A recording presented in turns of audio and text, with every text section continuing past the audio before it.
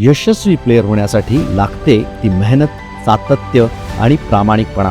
हीच मूल्ये जपत रानडे रिअल्टर्स गेली 135 वर्ष बांधकाम क्षेत्रात आपली वेगळी ओळख निर्माण करत आहेत. आजच्या सिरीज मध्ये आपण भेटणार आहोत अशाच एका प्रेरणादायी चॅम्पियनला.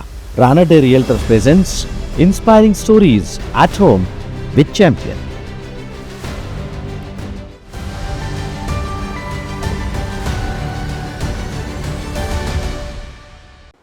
Welcome friends. भारताची मॅच चालू होती. 1,00,000 लोक मैदानामध्ये, खचाखच मैदान भरलं होतं. 1,00,000 लोक मॅच पाहायला आली होती कारण ती भारताची मॅच होती. भारताची होती बॉलिंग. 1 बॉल 2 धावा समोरच्या टीमला गरजेच्या होत्या जर त्यांना मॅच जिंकायची असेल. पण भारताची मॅच म्हटल्यानंतर भारतात येऊन जिंकणं इतकी साधी गोष्ट नसते. शेवटचा बॉल 2 धावांची गरज.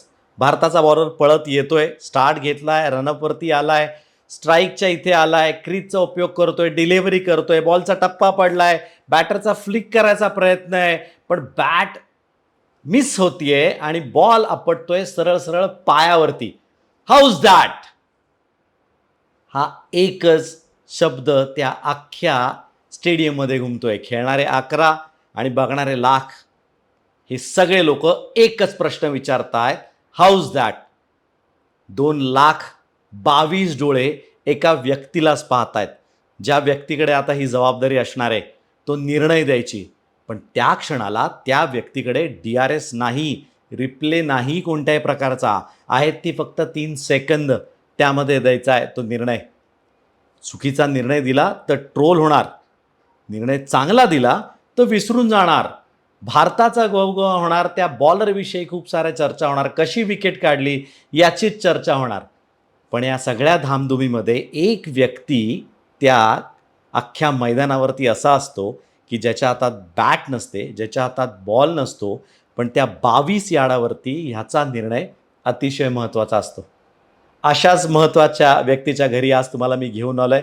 तर स्वागत करूया inspiring stories with champion at home powered by Ranade रिअल्टर्समध्ये आपले इंटरनॅशनल अंपायर विनीत कुलकर्णी यांचं. विनीत, खूप खूप स्वागत.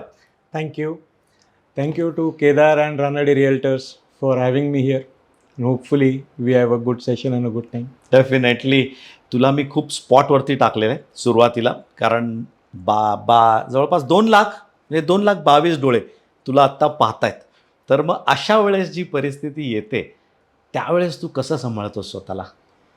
ॲक्च्युली त्यावेळेस किती डोळे आणि किती लोक हे तुमच्या कम्प्लिटली आउट ऑफ वेवलेंथ गेलेलं असतं. त्यावेळेस फक्त तुम्हाला दिसतं ते तुमच्या समोर काय आहे ते, आणि आपण जे करू त्याच्यावर ते डोळे कसे रिॲक्ट करतील ह्याकडे लक्ष द्यायला किंवा ते मनात आणायला अजिबातच वेळ नसतो, आणि इनफॅक्ट ते डिस्ट्रॅक्शन ठरू शकतं. त्यामुळे लक्ष फक्त समोर देणे आणि जे दिसलं आहे ते तुमच्या गट फिलिंगला ट्रस्ट करून त्याच्यावर निर्णय देणे, एवढंच आपलं काम. वाव, तेवढंच तुझं काम आहे. आणि ते काम मला तुला सांगायचं, तू चोख पार पडतोयस, त्यामुळेच तू तिथे इतके वेळा सातत्याने आम्हाला दिसत असतोस. पण एक खरंच म्हणजे तो सिनारिओ सांगताना मला पण थोडंसं टेन्शन येत होतं की असं जर खरंच अशी परिस्थिती आली तर आपण मैदानात असलो तर तुला असे कधी हातपाय लटपटलेत? हातपाय कधी लटपटणार नाहीत तुमचे. तुम्हाला कुठल्याही मॅचला, प्रेक्षक असो वा नसो, हे जो इनिशियल नर्वसनेस असतो, नर्व्स असतात, ते येतातच, तो प्रश्न नाही आहे. पण जेव्हा तुम्ही आत जाऊन त्याच्यात सेटल होता तेव्हा मग आजूबाजूला तुम्हाला काय चालू आहे ही तुम्ही एक शील्डसारखंच तयार करता स्वतःभोवती, आणि तुम्हाला तुमचं काम आणि त्या कामात येणाऱ्या गोष्टी आणि तुम्हाला जे जे काय मैदानावर करायचं आहे, डोक्याला माइंडस्पेस, डोक्यात तेवढीच माइंडस्पेस तुमच्या असते, आणि तेवढंच फोकस तुम्ही केलं तर काम चांगलं होणार. कारण मी मैदानावर उभं राहून प्रेक्षक आणि इकडे लक्ष द्यायला लागलो, स्विच ऑन स्विच ऑफ असतं आमचं, पण तरीही मॅक्सिमम वेळा तुम्हाला ग्राउंडवर स्विच ऑनच राहावं लागतं. कधीतरी कॅज्युअली काहीतरी एखाद्या रिलॅक्स मोमेंटमध्ये आजूबाजूला बघून अनुभव घेणं वेगळं, पण तुम्ही मेन फोकस तुमचा हा तुमच्या 22 यार्ड्स आणि ग्राउंडवर, की तुमच्या समोर काय होतं आहे आणि तुम्हाला कधी निर्णय द्यायला लागू शकतो आणि कधी मध्ये पडावं लागू शकतं याच्याकडेच असतो. अगदी खरं आहे. फार महत्त्वाची गोष्ट आहे ही. पण जसं तू आत्ता म्हटला स्विच ऑन स्विच ऑफ, थोडंसं लेग साईडला गेला, लेग अंपायर जसं आपण म्हणतो दुसरी बाजू असते ती, तिथे गेल्यावर थोडंसं रिलॅक्स असतं कम्पॅरेटिव्हली मेन अंपायर, का तिथेही तेवढंच अलर्ट? कम्पॅरेटिव्हली असतं, पण शेवटी काम हे असतंच ना. आणि कधी अनपेक्षितपणे येणाऱ्या गोष्टी ह्या तुम्हाला जास्त कित्येक वेळा सरप्राईज करून जातात. त्यापेक्षा if you stay alert at both ends, that is what we tell everybody, की तुम्हाला दोन्ही एंड्सला तुम्हाला सतर्कच राहायचं आहे. कारण आता तुम्ही बॉलिंग एंडला तुमचे निर्णय सगळ्यांना काय देतात ते माहिती आहेत, पण स्ट्रायकर्स एंडला सुद्धा जरी तुमच्याकडे थर्ड अंपायरची मदत असली तरी तुमचं इनिशियल जजमेंट, आणि आता वाईड आणि नो बॉलला DRS आल्यापासून हेड डोक्याच्या वर गेलेला वाईड एक्झॅक्टली. किंवा वेस्टच्या वर आलेला नो बॉल, हे बघण्यासाठी तुम्हाला अलर्ट राहावंच लागतं. आणि तिथेही तुमचा डिसिजन चॅलेंज होऊ शकतो. एक्झॅक्टली. पण मग 60-40 म्हणूया आपण, आता जबाबदारी अशी आहे का 80-20 आहे, म्हणजे मेन अंपायरकडे 80, स्क्वेअर लेगला 20, का 60-40? मला ह्याच्यात एक रिलेशन वाटतं की तुम्ही जर का स्क्वेअर लेगला स्विच ऑफ व्हायला लागलात तर तुम्ही थोड्या प्रमाणात ते इकडे कॅरी ओव्हर करता. त्यामुळे आम्ही हे कायम 100-100च म्हणणार. वाव, अच्छा. कारण काय होतं की मी जर स्क्वेअर लेगला आता मी सुटलो आणि मी 6 बॉल स्क्वेअर लेगला जाऊन उभं राहतो, तर ते तुमच्या माइंड आणि मोमेंटमसाठी पण चांगलं नाही. तुमचं मन पण असं रेस्ट म्हणलं की रेस्टमधनं बाहेर येणं हे फार मोठी गोष्ट असते किंवा अवघड गोष्ट असते. तर तुम्ही त्यापेक्षा दोन्ही एंडला अलर्टच राहणं. दुसरी गोष्ट म्हणजे तुम्ही एक व्यक्ती म्हणून काम करत नाही, तुमचा पार्टनर असतो, त्याला तुमची मदत केव्हा लागेल, तुम्हाला तेव्हा कुठलं सहकार्य त्याला करावं लागेल, एखादा सिग्नल द्यावा लागेल किंवा एखादं कम्युनिकेशन आय कॉन्टॅक्ट सारखं ठेवावं लागेल, तर ते ठेवणं खूप महत्त्वाचं. आणि मी जर स्क्वेअर लेगला स्विच ऑफ झालो तर मला हे कधीच करता येणार नाही. आणि स्क्वेअर लेगला अलर्ट राहिल्यामुळेच तो अलर्टनेस मी बॉलिंग एंडला कॅरी करू शकतो. अगदी बरोबर. तिथे सुद्धा तू तोच त्याच फ्रेम ऑफ माइंडमध्ये Yes. जाऊन तिथे ती जबाबदारी चांगल्या प्रकारे करू शकतो. आणि जसं तू आत्ता योग्य प्रकारे म्हणालास की बाबा आता जबाबदारी लेग अंपायरची पण तेवढीच चांगली राहिली आहे. म्हणजे अगोदर खरं चूक होतं मलाही माहिती आहे, पण अगोदर अशी परिस्थिती की लेग अंपायर तिथे एक स्कोरिंग करायचा किंवा लेग अंपायर कोण रे, चल रे तू एक जॅकेट घाल काळा आणि उभा राहा, लेग अंपायरचं काम कर. तर तशी परिस्थिती आता लेग अंपायरसाठी राहिलेली प्रोफेशनल नाही. सगळं. अगदी खरं आहे. पण येऊयात आता तुझ्या प्रोफेशनल करिअरकडे. सुरुवात कधी झाली? पहिली तू BCCIची मॅच कधी केलीस? सुरुवात तर मी 98 साली केली होती, पण BCCIचा चान्स आम्हाला परीक्षा उशिरा झाल्यामुळे 2008 साली मिळाला. ओके. आणि 2008 साली मी BCCI पास होऊन सुरुवात केली. तेव्हा फॉर्च्युनेटली काय झालं की BCCIमध्ये सुद्धा काही घडामोडी होत होत्या, बदलत गेलं होतं वातावरण. आणि यंगस्टर्सना प्रमोट करणे आणि प्रॉमिसिंग यंगस्टर्सना जबाबदारीच्या मॅचेस देणे, हे एक पॉलिसी निर्णय चालू झाले होते. त्यामुळे आम्ही जी सुरुवात केली तर आमच्यातल्या बऱ्याचशा जणांनी पहिले कित्येक वर्ष फक्त ज्युनियर मॅचेसमध्ये एफर्ट्स घेऊन मग वर चढणे. तर स्टेप बाय स्टेप म्हणजे तुम्ही आम्हाला कसं केलं? ती पायरी लवकर मिळाली की फर्स्ट क्लास क्रिकेट हे आम्हाला सेकंड सीझनमध्ये मिळालं. आम्हाला Wow. आयडेंटिफाय केलं गेलं की हा ग्रुप आहे एक 20-30 अंपायर्सचा की ज्यांना आपण जबाबदारीच्या मॅचेस देऊ शकतो. त्याच्या अगोदर तुमचे क्लासेस झाले, नाही, वर्कशॉप्स झाले? वर्कशॉप्स आणि क्लासेसनी त्याच्यात फरक पडणार नाही. पण होतं कसं की BCCIचे कुठल्याही मॅच या 6 कॅमेरामध्ये कंडक्ट होतात, त्यामुळे रिव्ह्यूज होतात. त्यावेळी व्यंकटराघवन सर आमची रिव्ह्यू घ्यायचे त्यांच्या कमिटी सकट. वाव. त्यामुळे हा जो पूल आहे 20-30चा हा त्यांच्याकडनं आयडेंटिफाय व्हायचा. He was our director of umpiring. आणि मग त्यांनी आयडेंटिफाय केलेल्या लोकांना त्याप्रमाणे मॅचेस दिल्या जायच्या. बरं. आणि मग जसं पहिल्याच वर्षी मी म्हणलं की मला विजय हजारे ट्रॉफी, राईट, दुसऱ्या वर्षापासून रणजी ट्रॉफी. तर we are quite fortunate that way की आम्हाला आमचा मार्ग लवकर मिळाला आणि तिथं परफॉर्म करून आम्ही स्वतःला प्रूव्ह करू शकलो. आणि मग जसं BCCIला परफॉर्मन्स क्रायटेरियावर आम्हाला इव्हॅल्युएट करून पुढे अजून अपॉर्च्युनिटीज द्यायच्या होत्या त्या त्यांना देता आल्या. एक्झॅक्टली. पण 2008 मध्ये तुम्हाला वाटतं डेब्यू केलास BCCIसाठी? तुझी पहिली विजय हजारेची मॅच होती. त्या मॅचचाही एक किस्सा खरा ऐकण्यासारखा आहे, आपल्या सगळ्या प्रेक्षकांना तो सांग ना. ॲक्च्युली कसं असतं की काही गोष्टी घडतात त्यावेळी ॲज अ बिग चॅलेंज म्हणून येतात, पण तो चॅलेंज तुम्ही निभावलात तर तुम्हाला सुद्धा तुमची कॅपेबिलिटी दाखवण्याची ती एक अपॉर्च्युनिटी असते. म्हणजे राजकोटचं जे स्टेडियम आहे त्यावेळी ते अंडर कन्स्ट्रक्शन होतं. म्हणजे आता जे टेस्ट मॅच होतं ना, आता टेस्ट मॅचेस जिथं होतात राईट, ते केवळ मैदान होतं. बरोबर. पण स्टँड वगैरे काहीच नव्हते आजूबाजूला. अंडर कन्स्ट्रक्शन होते. बर. आणि विजय हजारेची मॅच चालू होती मुंबई आणि गुजरातची. हो. आणि त्यावेळेस अजूनही तसंच होतं इनफॅक्ट, की एकाच स्टेडियमवरती सगळ्या टीमला बोलवलं जातं आणि तिथेच मॅचेस होतात, राईट? नाही, 2 व्हेन्यूवर व्हायचे. दोन venue. एक म्युनिसिपल स्टेडियम हा, आणि एकाच इथं. शहरामध्ये. एका शहरामध्ये. राईट. तर आमच्या इथं मुंबई आणि गुजरातची मॅच चालू होती हम्म. राजकोटला. बर. कोण कॅप्टन्स होते मुंबई? वसीम जाफर मुंबईचा कॅप्टन होता अच्छा. आणि पार्थिव गुजरातचा पटेल कॅप्टन इकडे पार्थिव असेल. होता. तर बिग नेम्स, मोठी ती झेंडा फुल होती. अगदी दोन्ही टीम्स पॅक्ट होत्या एकदम. वा. You will have everybody. I think Rohit होता, अजिंक्य, धवल कुलकर्णी, अजित आगरकर, अरे वा. अमोल मुजुमदार, वा. ही सगळी मुंबईची मुंबई मोठी म्हणजे फळी all इथं. आणि started. पार्थिव सुद्धा त्याची एकदम स्ट्रॉंग टीम घेऊन. So it was in fact Gujarat जिंकली होती ती मॅच. ओके. तर 6व्या ओव्हरमध्येच आम्हाला कित्येक असे इन्स्टन्सेस वाटले 6 ओव्हरपर्यंत की ball is not behaving normally of the pitch. बर. काही ड्राय स्पॉट्स होते जिथनं बॉल हा लेंथवरनं उडत होता. 1-2 वेळा बॅटरला थोडंसं इंजुरी झाल्यासारखं झालं पहिल्या 6 ओव्हरमध्येच. पहिल्या 6 ओव्हरमध्ये. बर. तर त्यावेळेस फक्त मी आणि माझे पार्टनर होते, मंडले म्हणून आपले Okay, महाराष्ट्राचेच yes. मुकुंद मंडले सर आहेत. तर ते आम्ही एकच गोष्ट ठरवली की जो निर्णय घ्यायचा आहे तो निर्णायक लवकर घ्यायचा. अच्छा. पण तुमच्याकडे कंप्लेंट्स आल्या होत्या या 6 ते ओव्हर? दिसतच होतं की सगळ्या प्लेयर्सना पिच बद्दल कन्सर्न्स तयार व्हायलाच लागले होते. नाही, अनहॅपी म्हणजे कसं की आता आपल्याला गेम रीड करता यायला पाहिजे. की तुम्हाला गेममध्ये जाणवतंय की batters are at a clear discomfort. म्हणजे जो शॉर्ट पिच बॉल तुम्हाला पिचच्या मध्ये पडून एक्सपेक्टेड आहे तो लेंथवरनं तुमच्या बॉल अंगावर येतो. अनप्रेडिक्टेबल. आणि या कन्सिडरेशन्समध्ये आपल्याला सगळ्यात इम्पॉर्टंट असतं ते प्लेअर सेफ्टी. आणि ती जबाबदारी हो, ॲज अंपायर्स ती तुमची आहे. ती सेफ्टी आम्हाला 6 ओव्हरमध्ये असं वाटलं की players are really struggling. Pitch is not as safe as we feel. पण was it a green top or कसं होतं दिसायला? It was in proper summer. बर. अच्छा. आणि Rajkot is always famous for a flat pitch. Yes. पण batting आणि दिसायला ते तसंच दिसत होतं. पण तरी पण एवढं अनइव्हन बाउन्स होतं. त्याच्यावर काही ड्राय स्पॉट्स होते जे कन्सील्ड असतील किंवा काय असतील. आणि आम्हाला एकच कळलं की अजून ह्याच्यावर 100 ओव्हरची मॅच म्हणजे अजून 94 ओव्हर्स व्हायच्या. तर this pitch can be really tricky, challenging, आणि काय होईल सांगता येत नाही. तर थोडंसं प्लेयर्सचा पण कल ओळखून आम्ही लवकर ठरवलं की let us start on an alternate pitch. हे पिच सुद्धा म्हणजे अख्खं 22 यार्ड्स तुम्ही बदलायचा निर्णय घेतला. हो, कारण म्हणजे माझ्या ऐकिवात तरी मी पहिल्यांदा ऐकतो की असं होऊ शकतं. डेंजरस पिच झालेलं आहे, आधी इंटरनॅशनललाही झालेलं आहे. पण मॅच नंतर transfer. But Wien it happens it is always a big issue.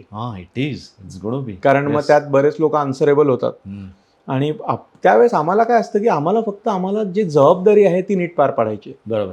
ते कोणी केलंय, कशामुळे झालंय, हे सगळं टेक्स्ट बॅक पडायची काय गरज. आता ही मॅच पार पाडायची. आणि मॅचला मी जर का तिथं वेळ लावला की नाही आपण अजून 2 ओव्हर बघू, 3 ओव्हर बघू, मग it becomes a sort of a drag. आणि मग त्याच्यात जे खरंच पिच डेंजरस निघतंच.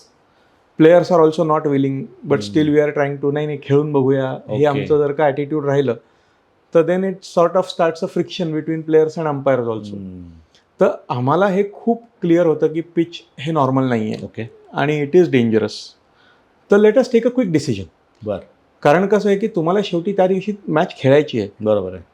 आता जर तुम्ही खूप वेळ लावलात आणि मग 50 ओव्हरच्या ऐवजी तुम्हाला 25-30 ओव्हरची मॅच खेळायला लागली तर मग त्या मॅचची पूर्ण हवा निघून जाते. प्लेयर्सचं मोमेंटम डिस्टर्ब होतं.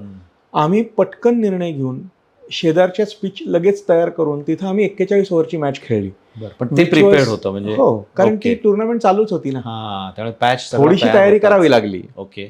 पण अशा वेळेस मला सांग की विकेट बदलतो obviously, leg side of side मध्ये फरक नक्कीच पडतो, नॉट मच. पण मग सगळं बाउंड्री रोप पण तुम्ही ऍडजस्ट करायला आपण मॅच पहिल्यापासून चालू करतो.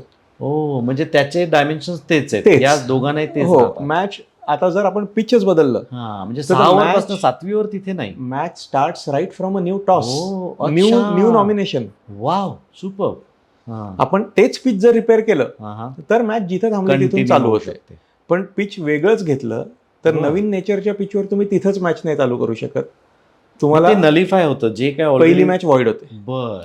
पहिला पार्ट जो खेळला असतो तो व्हॉइड होतो. परत टॉस होणार, मग they can change the team also. Teams पासून सगळं नवीन. वाव. आणि 41 ओव्हर्स म्हटल्यावर बोथ कॅप्टन्स वर सॅटिस्फाईड की we are having a substantial game in spite of all these happening. बरोबर. येस. आणि ती मॅच 41 ओव्हर नंतर पार पडून चांगला क्लोज मॅच होऊन तिथून BCCI मध्ये we started getting better opportunities because they probably thought that की these people can handle situation challenging situations अशा Right. वेळेस. मग तिथून पुढच्या वर्षी रणजी ट्रॉफी चांगल्या आल्या आणि फर्स्ट क्लास करिअरची सुरुवात एकदम चांगली झाली. तुझ्याकरता तो टर्निंग पॉईंट आपण म्हणूया. हो, टर्निंग पॉईंट होऊ शकतो, कारण माझी पहिलीच डेब्यू मॅचच match. रणजी ट्रॉफी. त्याच्यानंतर पुढच्या वर्षी जी रणजी Debut ट्रॉफी आली डेब्यू, हा. ती लाईव्ह मॅच आली. हो अच्छा, आणि त्याचं प्रेशर आणखीन वेगळं आहे. हा, मग आता लाईव्ह मॅच कसं आहे की तुम्हाला सवय पाहिजे लाईव्ह मॅचची.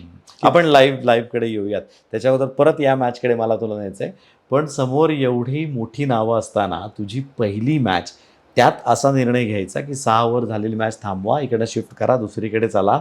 त्यानंतर how you face those captains, किंवा अजित आगरकर सारखं मोठं नाव होतं, अमोल मुजुमदार तिथे होता, सुद्धा वसीम जाफर होता, मिस्टर क्रिकेट ज्याला म्हटलं जातं मुंबईकरता. तर अशा लोकांना कन्व्हिन्स करणं किंवा त्यांच्याशी जाऊन बोलायचे बाबा, ह्याच्यासाठी तुला धाडस एक लागणार होतं ना. कसं आहे की त्यावेळेस एकटा मी नसतो, हा. माझे पार्टनर अच्छा, असतात. तुम्ही 4 लोकांची जी referee team असेल. आहे. हम्म, मॅच रेफरी प्रकाश भट म्हणून जे सौराष्ट्राचे होते त्यावेळेस, त्यांची पण खूप मदत होते, हम्म, कारण सगळं प्लेयर्सशी कम्युनिकेशन वगैरे ते सुद्धा करतात, आम्ही सुद्धा करतो. बरोबर. आणि एक कसं आहे की तुम्हाला जर तो गेम आणि रीड करता आला की ही मॅच जर आपण ह्या पद्धतीने गेलो तर या मॅचचा फ्लो आणि मोमेंटम डिस्टर्ब होऊन सगळं दिस disturb मॅच इज होणार. Not going to flow smoothly. Hmm, whereas if we do the right thing, आता इथं राईट थिंग आहे की आपण नवीन याच्यावर चालू करतोय आणि प्लेयर्सना हे दिसतंय की हे जे करतायत हे बरोबर करतायत, यांच्यामध्ये पडू नये.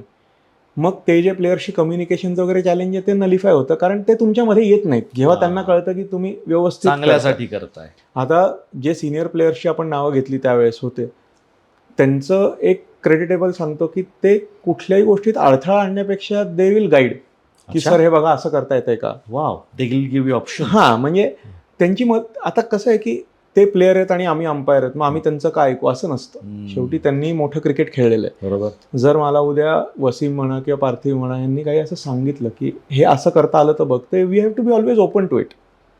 त्याची ॲक्च्युली तुम्हाला मदत होऊ शकते. Wow, great. आणि कुठेही कुठल्याही पार्टीला अनफेअर ॲडव्हान्टेज न देता आपल्याला जी करेक्ट थिंग करायची आहे, we have to take the correct decision on the ground to go in a particular way and conduct the match smoothly.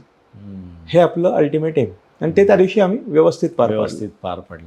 पण despite of losing that match, Mumbai वर हॅपी की नाही, चांगला निर्णय झाला का नंतर मग सगळं ते आलं की नाही असं झालं कधीच म्हणून नाही. हारलो? कारण कसं आहे की मॅच व्यवस्थित झाली ओके. आणि त्यांना माहिती होतं की what the umpires did was in the best interest of the game. अच्छा.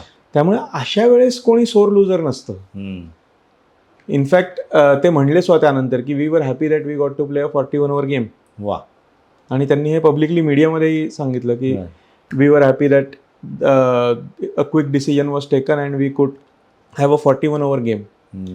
तर मग अशा वेळेस इट इज क्वाईट एनकरेजिंग की आपण आपलं मन जे आपल्याला सांगतं, जे गट फील सांगतं त्यावेळेस, आणि आपण ॲज अ टीम ते सगळं प्रोसेस कॅरी आउट करतो, तर ती बरोबर निघाली. हे आणि BCCIमध्येही त्याचं बऱ्यापैकी नोट झालं की चर्चा झाली असणार. ही मॅच अडकली होती, पण ती व्यवस्थित त्या दिवशी रिस्पॉन्सिबिलिटी मॅच रेफरी आणि जे 2 अंपायर्स होते त्यांनी सोडवली. हे थोडंसं आपण आता बोलूयात का other side of the coin. जर तुम्ही निर्णय घेतला नसतात, अजून चालढकल झाली असती किंवा अजून बघूया जर केलं असतं तर काय सिच्युएशन झाली असती? मॅच अडकू शकते. आता 50व्या ओव्हरमध्ये पिच एकदमच डेंजरस झालं की पिच हॅज नाव ओव्हरन आउट आणि अनप्लेएबल आहे, तर तुम्ही 50 ओव्हर म्हणजे 12:30-1 पर्यंत तुम्ही फक्त वेळ चालढकल केलीत. इथे डिसायझिव्हनेस महत्वाचा, अँटिसिपेशन महत्वाचं की पुढे काय होणार आहे. आपण आत्ता समजा if we just try and avoid situations, okay, such challenges are not to be avoided, such challenges are to be solved. इथं तुम्ही जर का पुढे ढकलत की बघू नंतर करत बसलात तर तो that challenge it snowballs into a bigger proportion. आणि मग त्यावेळेस 50व्या ओव्हरला तुम्ही काय म्हणणार की चला आता आपण 20-20 ओव्हरची मॅच खेळू. तर on the same pitch but का दुसरीकडे, ते डिपेंड्स की आता तुम्हाला ते पिच रिपेअर करताय का नवीन घेताय. ओके. पण वेळ तर गेला ना तुमचा, वेळ गेला आणि what have we achieved, we didn't achieve anything. बरोबर. Whereas on the fresh pitch when we started they were both happy to play with it. Game व्यवस्थित आणि वेळेत संपली, क्लोज मॅच झाली. दोन्ही टीम दे हॅड म्हणजे जिथं त्या दिवशी टुर्नामेंटमध्ये जसा रिझल्ट लागायला हवा तसा लागला. It was not abandon. Match abandon झाली की अजून टेक्निकल इश्यूज येतात टुर्नामेंट कमिटीला की ह्या मॅचचं पुढे काय करायचं अशा पद्धतीने परत रिप्ले करावी लागेल. मग तो अजून एक दिवस वाढतो. खूप साऱ्या गोष्टी मग पिक्चरमध्ये येतात. वेरॅज तुम्ही पटकन डिसायझिव्ह निर्णय घेऊन केलं तर it is much more easier. Great. त्यावेळेस तुझं तसं डोकं चाललं आणि तू त्या गोष्टी आमचं. केल्यास. ऑब्व्हियसली. पण तू ग्राउंडवरती होतास ना, म्हणजे महत्वाची जबाबदारी. कारण तुला पहिल्यांदा ते जाणवलं. ऑब्व्हियसली आतनंही कळलं असेल, पण तिथे ते थांबून त्या डिसिजनमध्ये पडणं हे देखील एक महत्वाची गोष्ट आहे. आणि तसं मी तुला ओळखतो, तुला जबाबदारी घ्यायची सवय आहे. त्यामुळे ती तू चांगली पार पडलेली आहेस.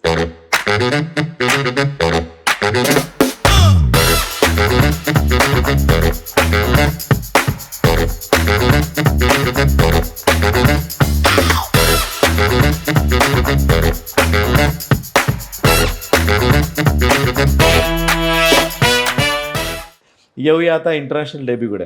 इंटरनॅशनल डेब्यू एक डोक्यात माणूस ठेवून येतो, आणि जर तो भारतीय असेल तर आता मला विचारलं की इंटरनॅशनल डेब्यू करायचं, तर मी म्हणाल हो मला करायचं पाकिस्तानमध्ये, तोही करायचा मला ईडन गार्डन्स कोलकात्यामध्ये. म्हणजे हे सगळं स्वप्नवत आहे, पण हे तुझ्या बाबतीत खरं ठरलं आहे. Against Pakistan in Kolkata on Eden garden, खचाखच भरलेलं ग्राउंड, आणि तुझा डेब्यू तो कसा होता?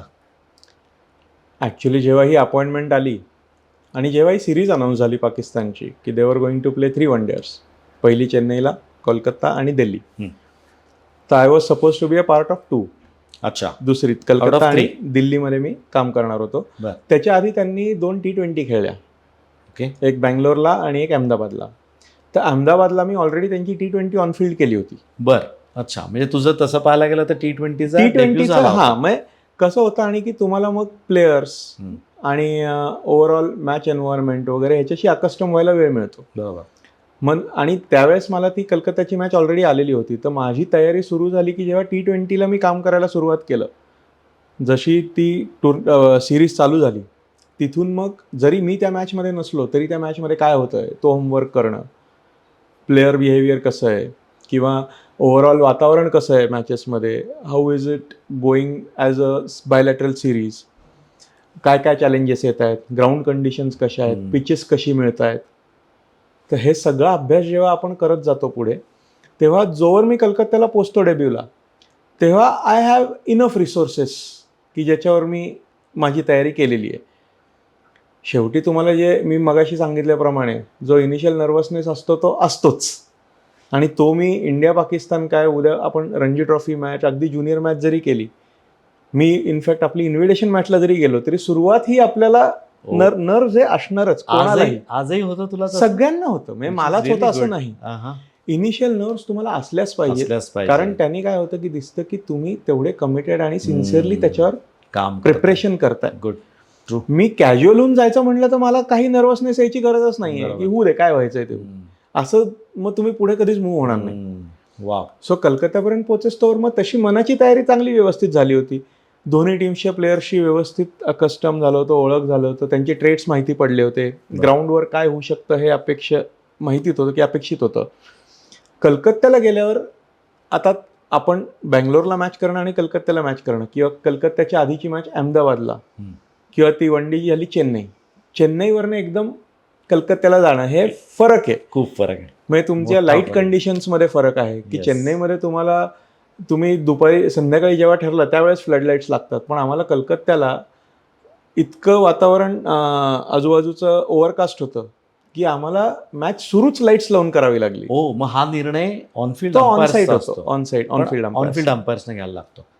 आता ते आदल्या दिवशीच्या इन्स्पेक्शनला आम्हाला थोडीशी आयडिया येते की you might need to start with lights. मग त्यावेळेस तुम्ही तो लाईट मीटर घेऊन जाता? त्यावेळेस तुम्ही फ्लड लाईट्सच्या वेळी आपण लाईट मीटर नाही वापरत. बरं. Light meter is for natural light. अच्छा. मग तिथे तुम्ही यूज नाही करत? तिथे नाही, म्हणजे त्यावेळेस करत नव्हतो. ते डोळ्याला दिसूनच. हो, तोच तुमचं मेजरमेंट आहे.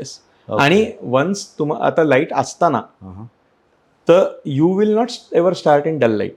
बरोबर. तुम्ही लाईट वाढवणारच, म्हणजे उद्या आपल्या MPL मध्ये सुद्धा लावू लाईट का नको लावू असं वाटायला लागलं की लावायचाच. अच्छा. कारण तो कुठल्या क्षणी इतका खाली येईल की तुम्हाला गेम थांबवायला लागेल. Might as well better do it before. मग लाईट्स असताना गेम थांबवायला लागणं लाईटसाठी हे फार खराब दिसू शकतं. तर देन मग कलकत्त्यात आम्ही त्या हिशोबाने तयारच होतो, आणि then it was the time to step on to the field. ते इनिशियल नर्व्स वगैरे सगळे घेऊन आत जायचं आणि हळूहळू जशी मॅच प्रोग्रेस होईल तसं ते नर्व्स शांत होत होत होत ते जे बबल्स आहेत इनसाइड तुम्हाला जे बबलिंग होत असतं ते थोडंसं कमी होऊन सेटल होणं लवकरात लवकर. आता तुम्ही जर का अर्धी मॅच सेटल होण्यातच घालवलीत तर मग तुम्ही फोकस करू शकणार नाही. बरोबर. तर खऱ्या अंपायरचं स्किल हेच आहे की तुमचे जे इनिशियल अँझायटी असते ती कशी पटकन लवकरात लवकर कमी होऊन तुम्ही सेटल होता त्या दिवशी. Then you settle down. मग तुम्ही 1,00,000 प्रेक्षक आहेत का 1,50,000 आहेत हे नाही तुमच्या फरक नाही पडत. फोकसमध्ये येत. तुम्ही जर डिस्ट्रॅक्टेड असाल आणि त्या दिवशी तुमचं रिदम लागतच नसेल मग तुम्ही अरे इतके लोक मग कोण बघतंय काय असं मग हे त्याचं होऊ pressure शकतं घेतं. कधीतरी. पण it is very rare. Okay. आणि प्रोफेशनल अंपायर्सना हे होत नाही नाही नॉर्मली. होत. कारण आम्ही मॅचेसच इतक्या करतो मग it is not just for me. जेवढे माझे कलिग्ज आहेत वगैरे आय एम शुअर सगळ्यांना हेच अनुभव आहे की once you are focused inside the field मग क्राऊड प्रेशर येणं वगैरे हे दुय्यम मॅच गोष्टी संपेस्तोवर नाही वाटत असं काही. पण थोडं परत मला तुला आणायचं आदल्या दिवसाकडे जायचं आहे. कारण कसं आहे आता समजा मी डेब्यू करतोय किंवा कुठचाही एक बॉलर असेल किंवा बॅटर असेल डेब्यू करणार आहे ग्राउंडवरती जातो तो दुसरीवर टाकतोय किंवा स्पिनर असेल तर ऑब्व्हियसली नंतर 8वी 9वी ओव्हर त्याच्या नशिबी येते. तोपर्यंत त्याला ते नर्व्स नसतात किंवा त्या बॅटरला ॲक्च्युली तिथे जाऊन स्ट्राईक घेईपर्यंत मग 4-5 नंबरला असेल तिथपर्यंत काही नसतात. पण ॲज अ अंपायर तुम्हाला पहिल्या बॉलपासनं कारण तुम्ही जेव्हा प्ले म्हणता तेव्हा खरं गेम चालू होता म्हणजे पहिल्या क्षणापासनं तुम्हाला फोकस करायला गरज असते त्याची. इमटेरियल तुम्ही बॅट बॉल दोन्ही तुमच्या हातात नाही मी पहिल्यांदाच सांगितलं तरी पण तो फोकस तुमचा सर्वात जास्त लागतो. मग त्याच्याकरता आदल्या दिवशीचं प्रिपरेशन काय आहे तुझं? आदल्या दिवशी मी फक्त आदल्या दिवसावर नाही थांबणार. आदल्या दिवशी तर आपण पिच बघतोच ग्राउंड बघतो किती गरम आहे वातावरण कसं आहे म्हणजे तुम्हाला एन्व्हायरमेंट किती चॅलेंजिंग होऊ शकतं. म्हणजे त्याच टाइमला Temperature. जातोस की जितकी डे नाईट मॅच मोस्टली आपण त्याच टाइमला जातो त्या टाइमला जातात की तुम्हाला जाऊन अकस्टम होण्याकरता परफेक्ट की तुम्हाला क्लायमॅटिक कंडिशन्स काय आहेत किती चॅलेंजिंग होऊ शकतं. स्वेटी आहे का कूल आहे का कसं आहे. आता कलकत्त्याला मॅच थोडीशी ओव्हरकास्ट आणि ह्युमिड कंडिशन्समध्ये केल्यानंतर नेक्स्ट मॅच दिल्लीला आम्ही लिटरली 2 पुलओव्हर्स घालून केली. एवढा टेम्परेचर डिफरन्स होता. पण होतं कसं की तुम्हाला आदल्या दिवशीपासनं मेन आणि ह्या कंडिशन्स ह्या सगळ्या सेकंडरी आहेत. तुम्हाला मेन कन्सर्न असतो की तुमचं काम आणि प्लेयर्स. कारण गेमचे मेन स्टेक होल्डर्स ते आहेत. बरोबर. तुम्ही त्यांच्याबरोबर कार्यवाहक म्हणून काम करताय.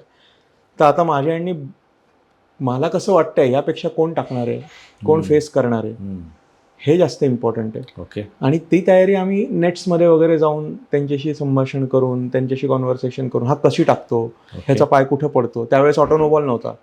आता ऑटोनोबॉल आता असल्यामुळे आपल्याला ते बघावं लागत तो नाही. त्रास जरा कमी पण आहे. त्यावेळेस बघायला लागायचं. त्यामुळे हा कशी टाकतो त्याच्यानंतर आपल्याला कितपत व्ह्यू त्याचे ट्रेड्स काय आहेत बॉलिंग कशी टाकतो म्हणजे त्याचा बॉल लेफ्ट आर्म पेस बॉलर असेल तर आत येतो का तो अक्रॉसच टाकतोय. राईट आर्म पेस बॉलर असेल तर आता भुवनेश्वर कुमार त्यावेळेस एकदम फॉर्मात होता. दोन्ही बाजूनी स्विंग करतो. ह्या सगळ्या गोष्टींना तुम्हाला alertness mind has to be ready for. आता भुवनेश टाकतोय ना तर भुवी टाकतोय तर मग काय तुला एक्सपेक्टेड आहे हे सगळं समोर काय होणं एक्सपेक्टेड आहे. म्हणजे बॅटरपेक्षा जास्त अभ्यास कदाचित अंपायरला करायला लागतोय. प्लेयर्सचा अभ्यास कधी जास्त पण तुमचं माइंड रेडी पाहिजे. कारण विच बॅटर इज बॅटिंग त्याचे ट्रेड्स काय आहेत. आता तुम्हाला माहिती आहे की he is prone to playing shots की जे लेग बिफोर किंवा कॉट बिहाइंडसाठी ससेप्टेबल आहे. अशा वेळेस तुमचं माइंड ते आपण हे नाही करत म्हणजे प्रिझ्युम नाही करत काही. पण इट इज रेडी की आता भुवनेश्वर म्हणजे मला खाली किती बघावं लागेल. तो टाईट टाकतो का तो रिलॅक्स असतो फ्रंट फुटवर मग मला किती वेळ मिळेल हे सगळं आम्ही नेट्समध्ये अभ्यास आधी केलेला असतो. वाव. पण म्हणजे तुम्हाला अलाउड आहे तुम्हाला परमिशन असते आदल्या दिवशी तुम्ही जाऊन. In fact it is advisable. अच्छा. आणि players also they don't mind. They want you there. हो इज इट. म्हणजे कित्येक वेळा असं झालं की आम्ही नेट्सला गेलोय आणि एखादा बॉलर येऊन म्हणतो की सर माझा पिचवर पडण्याचा प्रॉब्लेम आहे जरा बघता का. अच्छा. तर तिथे सुद्धा तिथं हेल्प बघतात किंवा माझा पाय पुढे जातोय का हा तुम्ही वाईट दिला असतात का मॅच मध्ये. अच्छा. त्यांना ते हवं असतं की अरे हा लेग बिफोर आहे का. आता नेट्समध्ये लागलाय पॅडवर सर दिला असतात. अच्छा. हे आणि आपलीही मनाची तयारी होते त्यांच्याशी एक रॅपोही एस्टॅब्लिश होतो. तो महत्वाचा आहे. हो अतिशय. कारण कसं आहे की ओव्हर द इयर्स तुम्ही काय कमावता तर प्लेयर्सकडनं ट्रस्ट आणि रिस्पेक्ट कमावता. आणि True. एकदा तुम्ही तो कमावलात की तुमचे जे मार्जिनल डिसिजन्स आहेत किंवा अगदी चुकीचे सुद्धा, त्याला सुद्धा प्लेयर्सकडनं थोडासा ॲक्सेप्टन्स येतो. कारण हो. त्यांना माहिती आहे की ह्या व्यक्तीचं इंटेन्शन राईट आहे अच्छा. आणि तो त्याचा 100% देतो. तो वेगळा दृष्टिकोनच येतो Yes, त्यामध्ये. yes. वा. त्यावेळेस ट्रस्ट आणि तुमच्यावर जो विश्वास आहे त्यांचा, हे खूप महत्त्वाचं ठरतं. सुपर. ही एक चांगली मोठी गोष्ट होती, कारण आदल्या दिवशी जाऊन तुम्ही तिथे तुम्हालाही प्रॅक्टिस करावं लागते आणि एक मॅच प्रॅक्टिस म्हणूया, तुमची नेट प्रॅक्टिस तशीच तिथे देखील एक होते. सुपर.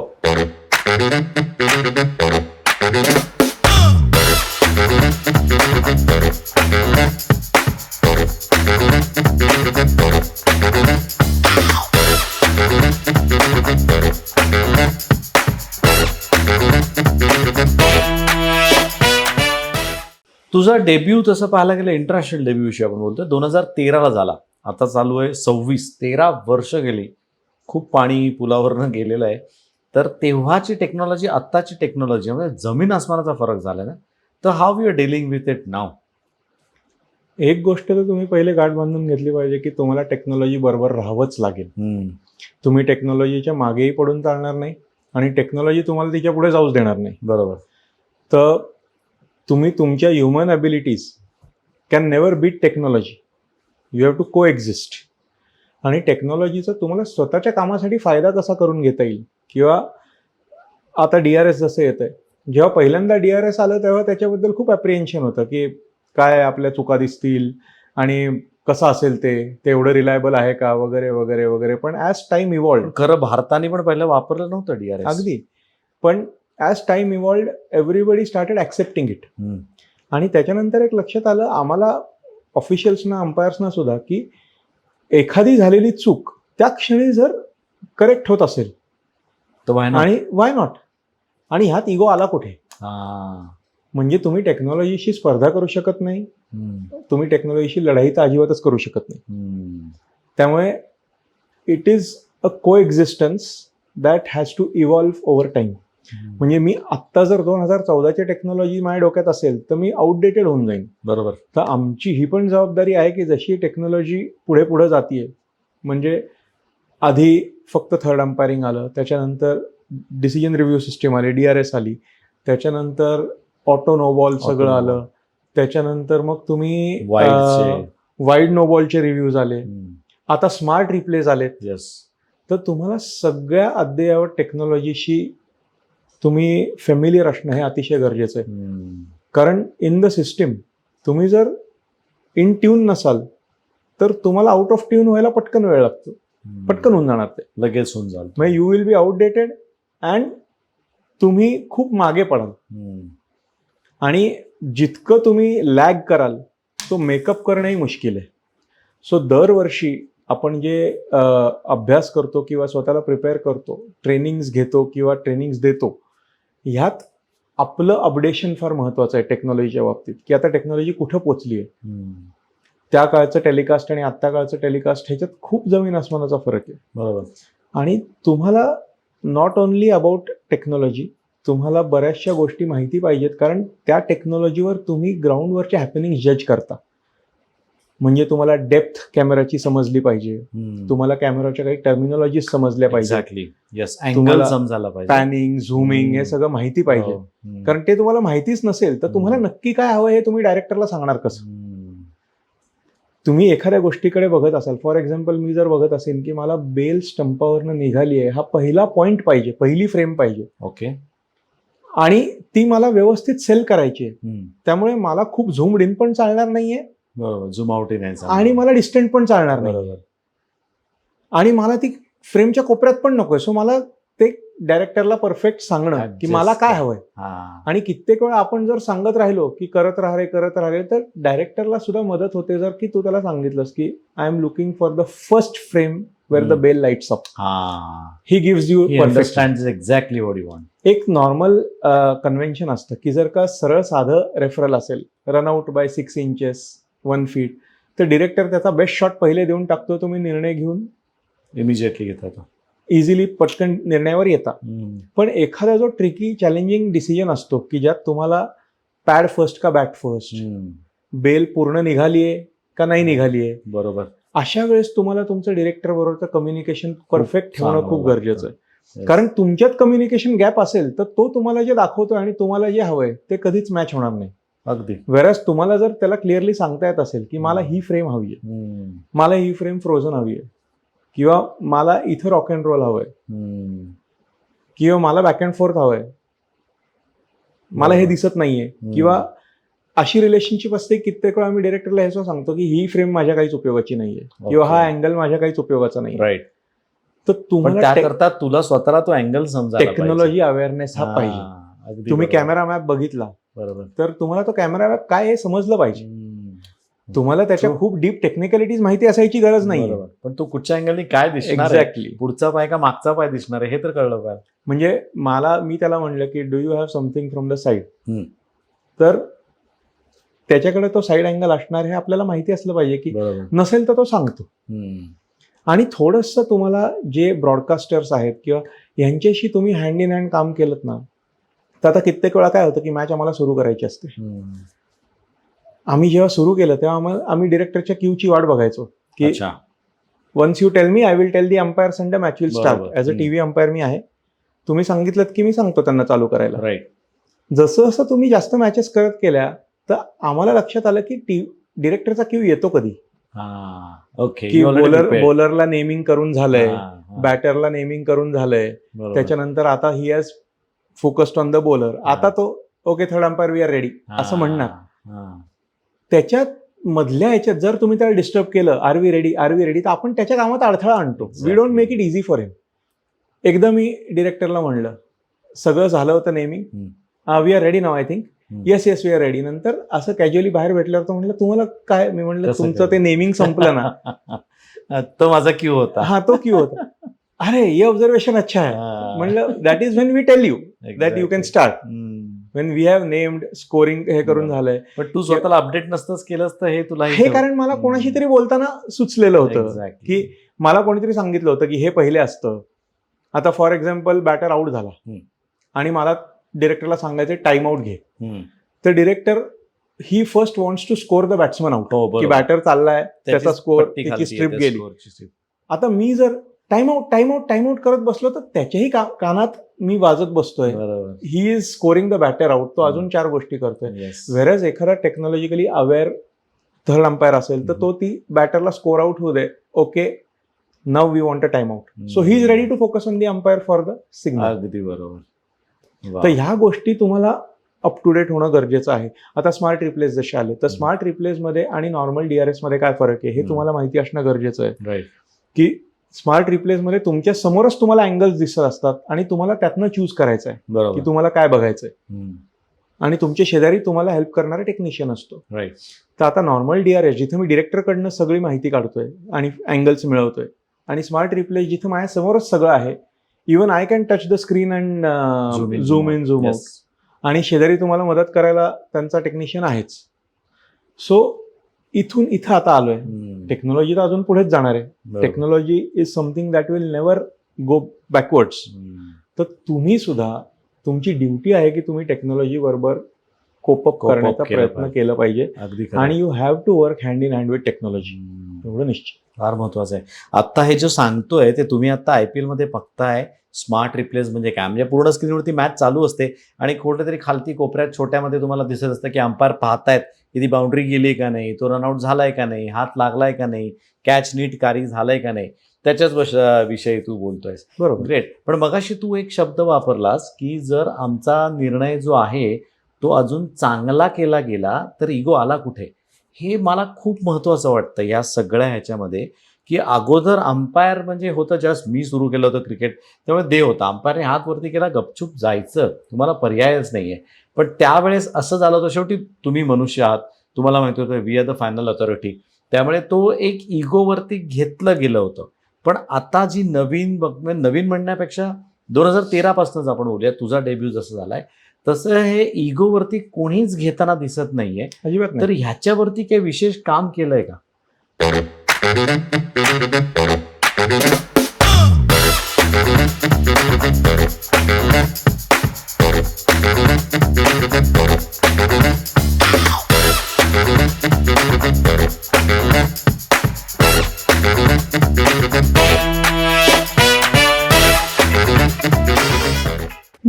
हे तुम्हाला टेक्नॉलॉजीने शिकवलंय की तुम्ही 100% बरोबर असूच शकत नाही. तुम्ही पण human ऍक्सेप्ट आहात. करायला पाहिजे. Acceptance level जी हा. आहे ही टेक्नॉलॉजीनी over a period of time शिकवली. कारण सुरुवातीला जेव्हा आम्ही असं करून आमचा डिसिजन करेक्ट करायचो तेव्हा कित्येक वेळा वाटायचं अरे काय मला जे दिसलं ते इतकं चुकीचं कसं असेल किंवा काय मग नाही मग हे नाही, हे बरोबर नाहीये. सेल्फ असेसमेंट चालू व्हायची. हो, पण आता काय की अरे ऍक्सेप्ट दॅट द टेक्नॉलॉजी जी तुम्हाला दिलेली आहे तुम्हाला त्याच्यावर काम करायचं आहे. आणि एकदा डिसिजन रिव्ह्यू झाला तर जे त्या रिव्ह्यूमध्ये दिसेल that is the final outcome, not what you had thought. बरोबर. मग अशा वेळेस तुम्ही ह्युमन इगो आणि हे आणणं चालत नाही. अरे माझे 2 कसे चुकले 3. इट इज युअर लक. एखाद्या मॅचला तुम्हाला DRS येणारच नाही, एखाद्या मॅचला तुमचे डिसिजन रिव्ह्यू होणारच नाहीत, एखाद्या मॅचला भरपूर होतील, एखाद्या मॅचला तुमचे सगळे बरोबर येतील, एखाद्या मॅचला 1-2 चुकतील. तर you have to be prepared as an umpire with your experience की आज माझे 2 डिसिजन समजा चुकले असतील तर मी कसं स्वतःला हँडल करायचं आहे किंवा माझं जे मन समजा डिस्टर्ब झालं असेल तर मी स्ट्रॉंग कसं राहायचंय. हे सॉरी तुला मी मध्येच थांबवतो. बेसिकली आता तू स्वतः हे क्लासेस घेतोय अंपायर्सचे आणि खूप तुझेही झाले होते क्लासेस, पुण्यात वर्कशॉप झाले ते झालं. तर यामध्ये तुम्ही हे शिकवता स्वतःचा इगो कसा बाजूला सारायचा आहे? नाही, आम्ही मेंटल टफनेस शिकवतो. Like how to come back किंवा रिकव्हरी. आता माझी मॅच चांगली झाली तर नुसतं वाईट मॅचलाच रिकव्हरी नसते. माझी मॅच चांगली झाली त्या हवेत म्हणून चालत I have to stay balanced. माझी थिंकिंग बॅलन्स ठेवायचं की ओव्हर कॉन्फिडन्स न येऊ देणं. Perfect. That is also sort of recovery की मला बाबा कम बॅक टू नॉर्मल. हाच तुझा मुद्दा आहे हा. ज्याला मला तेच म्हणायचंय. कारण हे काम केल्याशिवाय ही साधी गोष्ट नाहीये. चांगला गेलेला दिवस सुद्धा यू नो टू असेस, तो संपलाय दिवस हे तुमच्या बुद्धीला कळणं ही पण मोठी गोष्ट आहे. आणि व्हेन यू कमेंट्स आहे जेव्हा अंपायर्स म्हणतात अरे ब्रिलियंट झाली माझी मॅच, काहीच नाही असं खूप रेअर असतं. म्हणजे जरी लोकांना दिसलं नसलं तरी you as an umpire or any player, म्हणजे आज मी 100 मारलेत, एखाद्या बॅटरने 100 मारलंय, सगळीकडनं कौतुक होतंय, पण त्याला माहिती असतं की 2 गोष्टी यार मी या सेंचुरीमध्ये सुद्धा माझ्या मनासारख्या नाही झालेल्या आहेत. Yes. Where I could have done much better. Same अंपायरचं असतं की माझी मॅच अस्खलित झाली आज, सुंदर, पण I shouldn't be riding on that की अरे आज काय माझी चूक नाही, कसली जबरदस्त मॅच केली. 1 मिनिट, 2 तर गोष्टी असतील की बाबा ज्या तुला पटल्या नसतील केलेल्या, किंवा अरे जिथं तू अनइझी होतास, भले ते लोकांना नाही दिसलंय. कित्येक गोष्टी इतक्या मायनर आणि मायन्यूट असतात की तुम्हाला नाही समजणार ते. येस. आम्हाला माहिती ना पण की अरे मी त्याच्याशी हे वाक्य बोललो, प्रॉबेबली मी हा शब्द नव्हता वापरायला पाहिजे, ते इतकं स्मॉल असू शकतं. किंवा एखाद्या अगदी क्लिअरली चुकलेले निर्णय एवढं मोठंही असू शकतं की आज मी प्लेयरशी बोलताना हा शब्द नसता वापरला तर अरे हे ते पण इम्प्रुव्हमेंट पॉईंट्स आहेत ना. तुम्हाला काय कळणार आहे की मी प्लेयरशी काय बोललोय? बरोबर आहे. पण मला माहिती आहे ना. तर मला परत त्या प्लेअरला उद्या फेस करायचंय, पुढच्या हा. मॅचला फेस करायचं. And it's not just about की त्याला काय वाटलं असेल, अरे माझी स्वतःला हा की wow. How do we conduct our self. Self assessment खूप सेल्फ महत्त्वाचं. असेसमेंट महत्वाची. आता सेल्फ असेसमेंट म्हणजे तुम्ही उद्या जाऊन ते सगळं कागदावर लिहित बसायची गरज नाहीये, पण तुम्ही काही पॉईंट जर आयडेंटिफाय केलेत की अरे ह्या गोष्टीवर मी काम करतोय, मग ते तुमच्या फिटनेसपासनं ते तुमच्या डिसिजन मेकिंग पर्यंत सगळं असू शकतं. वाव. कुठल्या गोष्टीवर तुम्ही काम करताय हे तुमचं महत्वाचं माहिती पाहिजे. आता मी सध्या माझ्या टीव्ही अंपायरिंग स्किल्सवर काम करतोय असं जर ठरवलं तर काही पिरियड पुरता माझं फोकस हा टीव्ही अंपायरिंग माझे स्किल शार्पन करण्यावर असेल. एक्झॅक्टली. मग जास्तीत जास्त व्हिडिओ बघून, स्वतःला सिम्युलेट करून, कोणाला तरी दाखवून की मी हे काय बोलतोय रे बाबा, किंवा मला माझं सगळंच बरोबर वाटतं, मी बायस्ड असणार त्या बाबतीत, मग एखाद्याला दुसऱ्या माणसाला दाखवून की ज्याला त्यातली जाण आहे की मी काय करतोय नक्की, काय वाटतंय तुला, असं बघून. पण जेव्हा कोणी मला अंपायरशी म्हणतात अरे ब्रिलियंट हो गया मॅच, ये हो गया. आणि दुसरी एक गोष्ट मला इथं प्रकर्षाने सांगायला जाणवेल की DRS मध्ये काम करताना तुमचे निर्णय हे तुम्हाला परत घ्यावे लागणार आहेत.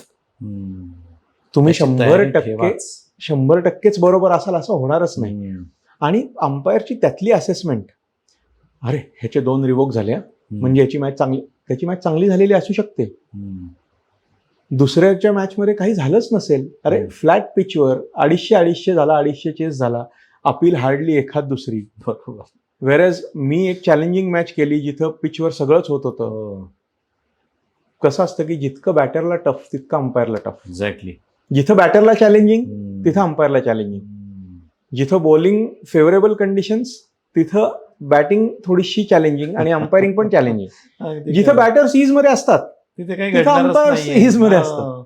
सो आमचं ते हँड इन हँड चालतं की जिथं बॅटर्स आपलं काम सोपं इज करून जातात, 250 मारतात T20 मध्ये, तुम्हाला काही विशेष तिथं काम मोस्टली अंपायरचं हा. फार काही येत नाही. नाही. हो त्याच्या काम. चुकीमुळे कुठेतरी कॅच आउट हा. होणार आहे, त्यामुळे त्याच्यात विशेष काही पिच करण्यासारखं काही राहत करणार नाही. नाहीये. हम्म. व्हेरएज इफ बॉलर स्विंग करतोय, खूप स्ट्रगल आहे, मग त्यावेळेस बॅटर स्ट्रगल करणार, कुठेतरी पॅडला लागून जाणार, बरोबर. बॅटला लागून जाणार, मल्टिपल इम्पॅक्ट होणार, तिथं तुमची जजमेंट स्किल येणार. राईट. सो आमचं comfort of umpiring is directly proportional to the comfort of batter किती Batter. कम्फर्टेबल आहे. Wow. म्हणजे तुम्ही दोघंही आजकाल एकसाथ जात असाल पिच असेस करायला, भाई आज नाही. काय वाटतंय? कित्येक वेळा आम्ही समोर असेल तर प्लेयर्स आजकाल विचारतात क्या लग रहा है आपको, अच्छा, कैसे अंपायरला खेलेगा? विचारतो. वाव, कारण तुमचा एक्सपिरियन्स तेवढा आहे, तुम्ही प्रत्येक हो, बॉल आणि- पाहताय. मला कित्येक वेळा कोचेसनी विचारलंय काय वाटतंय 3 स्पिनर्स. मी म्हणलं आता हे कसं सांगायचं. पण मग आम्ही सांगतो गेल्या मॅच मध्ये तर एवढं काही स्पिन झाला नाही. हम्म. मी 2 दिवसापूर्वीच मी या पिचवर बरोबर. मॅच केली, एवढं काही स्पिन नाही. हम्म. तिसरा खेळू हा. तो निर्णय तुझ्यावर तुमचा आहे. आहे. पण कसं आहे की नाही झालं स्पिन परवा. हा. आता आपण डायरेक्ट नाही सांगायचं की तू तिसरा Exactly. खेळ किंवा नाही खेळ. बरोबर मी सांगू आहे. शकतो की नाही परवाच्या मॅचला एवढं स्पिन नाही झालं, हम्म. तर मेसेज मिळतो. मेसेज मिळाला. आपण कसं आहे ना रिलेशनशिप तोडू शकत नाही कोणाशी, but then there is a professional line that you cannot cross also. So with experience you learn how to deal with people. आणि समोरचा माणूस कोण आहे तुम्हाला जो विचारतोय, he might be a coach of a very high stature. बरोबर. तिथं तुम्ही जर का त्याला बुकिश आन्सर दिलं, no no as an umpire I cannot answer you, तर it does not strike a correct picture. बरोबर. But you give him the correct message की नाही परवाच्या मॅचला स्पिन नाही झालं एवढं. अच्छा, okay, that is what he wanted to know. Exactly. आणि तुम्ही काही कोणाला इथं डिसएडव्हान्टेज करत नाहीये. बरोबर आहे. You have just stated the fact. कारण मागे तू जाऊन पाहिलं तर बघितलंयस. तुम्हाला अख्खी मॅच दिसेल. हा, तू exactly. बघितलंयस की नाही झालंय, Proof नाही आहे. झाले स्पिनर्सना मदत. बरोबर आहे. So that is what it goes हो. अबाउट. पण मग तुझ्या ठाई umpiring is more of a man management. Personal management and match management and being able to work in a group of people. Man management तर तुम्हाला मैदानावरच्या खेळाडूंचे trade, स्वभाव anticipate करताच आले पाहिजेत की कोण कुठल्या क्षणी कसा रिॲक्ट होईल. कारण तुम्ही टेकन बाय जेव्हा तुम्ही सरप्राईज असताना तेव्हा तुमचे निर्णय कित्येक वेळा म्हणजे असे कमी विचार करून घेतलेले असू शकतात. पण तुमचे इन्फॉर्म निर्णय तेव्हा होतात जेव्हा तुम्ही हे अँटिसिपेट केले की अरे हे होणार आहे, मला माहिती आहे की ह्यांच्या दोघांमध्ये काहीतरी चाललंय, at some point they will have a go at each other. पडणारे आणि स्पोर्ट होणार. मला कधी मध्ये पडायचं ह्याच्यासाठी मी तयार आहे तिथे. त्याकरता तेवढं बारीक लक्षही पाहिजे. ऑब्झर्वेशन आणि गेम रीड करता आला पाहिजे. If you want to be a bookish umpire की मला फक्त सगळे नियम माहिती आहेत, तर देन मग you are not able to anticipate or read the game as much. पण तुम्ही प्रॅक्टिकल माइंड ठेवलं तर तुम्हाला कळतं की कित्येक वेळा खेळाडूंकडनं तुम्हाला शिकण्यासारखं असतं, पार्टनरकडनं शिकण्यासारखं असतं, मॅच रेफरीकडनं शिकण्यासारखं असतं. True. आता मला जाणवलं की एक कीपर आहे, तो कॅप्टन नाहीये पण कंट्रोल तो करतोय. बरोबर. तर मला जर ओव्हररेट वाढवायचा आहे तर मी त्याच्याच कॅप्टनला तर मागे सांगीनच, मी याला सांगीन खूप चांगला point की अरे आहे. नंतर रिकव्हर नाही होणार. मग खूप कीपर चांगला. हा कंट्रोल पॉइंट आहे. तो फील्ड सेटिंग आणि हे पटकन हँडल करू शकतो. बरोबर. किंवा कोणी वेळ लावतोय तर अरे हम्म. चला रे लवकर, हे पटकन बोलू शकतो तो. तर these are things that they will come with only experience. आणि असं नाही की बाबा जो नौका सुरू करतोय त्याला या गोष्टी येत नाहीत म्हणजे तो कमी पडतोय असं नाही. त्याला हे येणार आहेत पण या अनुभवानेच येणार आहेत. True. सो अनुभव अतिशय महत्वाचा. आणि जितकं आपण म्हणलास ना की ट्रेनिंग्स क्लासेस मी 100 कंडक्ट करीन, पण जे ग्राउंडवर शिकणं आहे त्याला पर्याय नाही. True. म्हणजे मी कितीही नेट्स केले तरी मॅच प्रॅक्टिसला जो पर्याय नाही. शेवटी मॅच ही मॅच, मग ती अगदी कुठलीही खरं. असो. मॅचमध्ये केलेल्या रन्स आणि नेटमध्ये मी I am middling the ball आणि माझा कॉन्फिडन्स आणि सगळं, वेळ मॅचमध्ये मी 20 रन महत्वाच्या केल्या किंवा मॅचमध्ये टीमला जिंकून दिलं, that is a totally different cup of T. अगदी आणि खरं. तिथून तुम्ही शिकता. True. सो आमचे जे ट्रेनिंग्स वगैरे they are like net sessions. तुम्ही त्यांना सिम्युलेट करू शकता, कंडिशन सिम्युलेट करू शकता, बॉलिंग मशीन आणू शकता, 140 टाकतोय आता खेळ, पण मॅचमध्ये जो 140 टाकेल ते वेगळं असतं, माइंडच वेगळं असतं. माइंडसेटच वेगळा असतं. अगदी खरं आहे. पण एकंदरीत पाहता तसं आत्ता आज तुझ्याशी गप्पा मारताना, आपण 2-3दा अगोदर पण मारल्यात गप्पा, पण आज तुझ्याशी गप्पा मारताना मला एकदम पूर्ण वेगळं चित्र दिसतंय की प्रिपरेशन अंपायरचं किती महत्त्वाचं आहे. कारण प्रत्येक बॉल इन्व्हॉल्वमेंट लागते, जरी तो स्क्वेअर लेगला असला तरी पण. त्यामुळे ह्या सगळ्या ह्याच्यात म्हणजे एवढं प्रेशर आहे, दबाव तसा पाहायला गेलं तर सर्वात जास्त तुम्ही जी 2 मंडळी आहात, जे की खरं ना तुमच्या हातात बॅट असतो ना बॉल असतो, तरी पण तुमचा निर्णय महत्त्वाचा असतो, त्यामुळे त्यावरती येतो. तर एवढ्या सगळ्या प्रेशर याच्यामधनं असे काही किस्से तुला आठवतात का, जिथे त्याला लाईट हार्टेड होते, जिथे तुला बरं वाटलं किंवा मजा आली, मी अंपायर म्हणून तू एन्जॉय केलंय, की अंपायर आहे पण बाहेर एन्जॉय केलं, आवडतं ग्राउंड, असं काही किस्से आठवत आहेत? किस्से तर असतातच. कसं होतं की आम्ही एन्जॉयमेंटचे पॉईंट शोधतो. अच्छा. म्हणजे 1-2 वेळा मला असं जाणवलं की अंपायर हा पटकन कोणी ओळखणार नाही, कारण हा, एक तर आम्ही ग्राउंडवर युनिफॉर्मवर असतो. बरोबर. पण जे खरे क्रिकेट रसिक असतात ना, हम्म. ते ओळखतात. ओळखलंय असं कधी झालंय? एकदा आम्ही मुंबईत अगदी गल्ल्यांमध्ये, म्हणजे ताज हॉटेलच्या मागच्या ज्या गल्ल्या आहेत हो. तिथनं जात असताना माझा पार्टनर होता ऑस्ट्रेलियाचा, त्याला एका न्हाव्याने ओळखलं. हो, अच्छा. आणि तोही या या गोऱ्या बसा. अंपायरला. आणि तोही इतका ओपन माइंडेड होता की तो तिथं केस कापायला बसला अच्छा. त्याच्याबरोबर. बर. मग केस कापून हेड मसाज वगैरे इंडियन स्टाईल मध्ये अरे सगळं वा. खुश अगदी. बर. कोण होता अंपायर? ब्रूस ऑक्सनफोर्ड जो होता अच्छा, त्याचा, ऑक्सनफोर्ड तर होता. त्यांनी आणि अगदी त्याला enjoy व्यवस्थित केलं. नावाने आणि ओळखलं त्यांनी?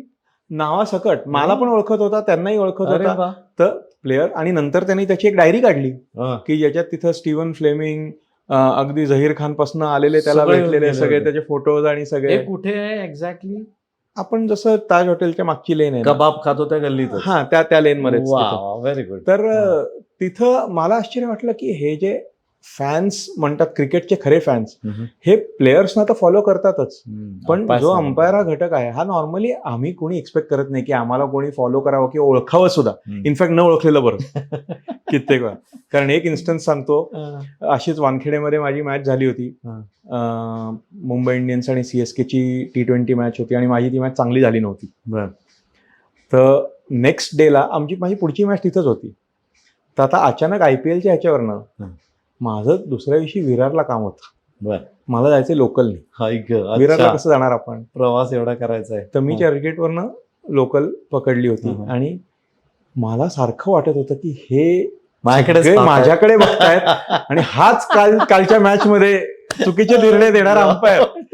तर मी प्रत्येकाकडे बघतोय तर माझ्या मनातच मला गिल्ट की अरे हो, जो कोण माझ्याकडे बघतोय तो असा की हाच ना तो काल, हा कालच्या मॅचला हा होता का? अरे पण हा लोकलमध्ये काय करत असेल? असेच लोकांच्या चेहऱ्यावर प्रश्नचिन्ह. आणि मेन म्हणजे आपल्या मनातलं हे की अरे काल आपण जे काम केले ते आपल्या मनासारखं नाही झालंय, त्यामुळे ही लोक पण आपल्याकडे त्याच दृष्टीने बघतायत. असंही एक ते. पण क्रिकेट फॅन्स ही जी काय, 1.5-2 तास तुला नको नको झाला असेल ना? नाही, मला अनइझी झालं इनफॅक्ट की बाबा एखादा येऊन आता कॉलर पकडतो की काय असं वाटलं. मग येताना काय टॅक्सी करून आलास की नाही, आलास नाही, परत ट्रेन? आलो मी.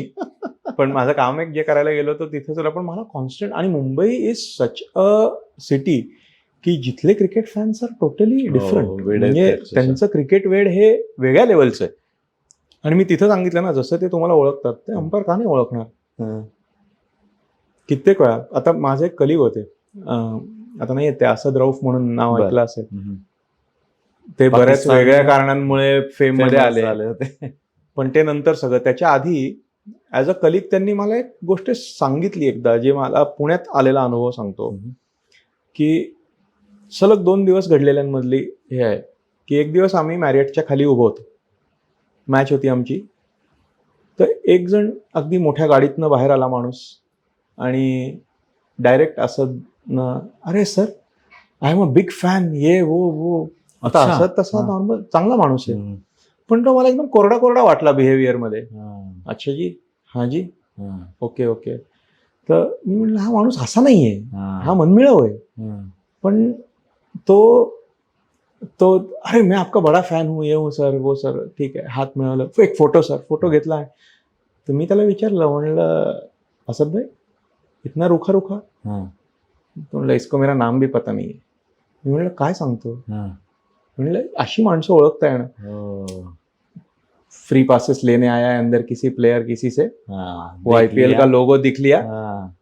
मतलब नहीं असद भाई क्या बात कर रहे हो, रुको, एक्सक्यूज मी, मेरा नाम क्या है? Sir I am a big fan sir, Ramesh राजा.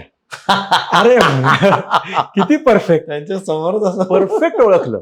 आणि Oh ह्याच्या my God. दुसऱ्या पोल्स अपार्ट सिच्युएशन दुसऱ्या दिवशी त्यांनी मला सांगितलं होतं की मला गावात जायचंय, अच्छा सिटीमध्ये सिटीमध्ये पुण्यात. कार आणू नकोस, हा. मोटरसायकल आहे. टू व्हीलरवर टू व्हीलरवर जायचं. अरे वा. तर टू व्हीलरवर आम्ही दोघं, त्याला मी सदाशिव पेठेत त्याला फिरत नाही, होता? काहीतरी त्याला खरेदी करायची होती. बर.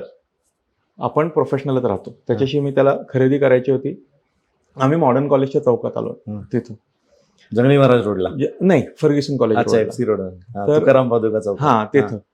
तर तिथे एक रिक्षावाला शेजारी होता. हा.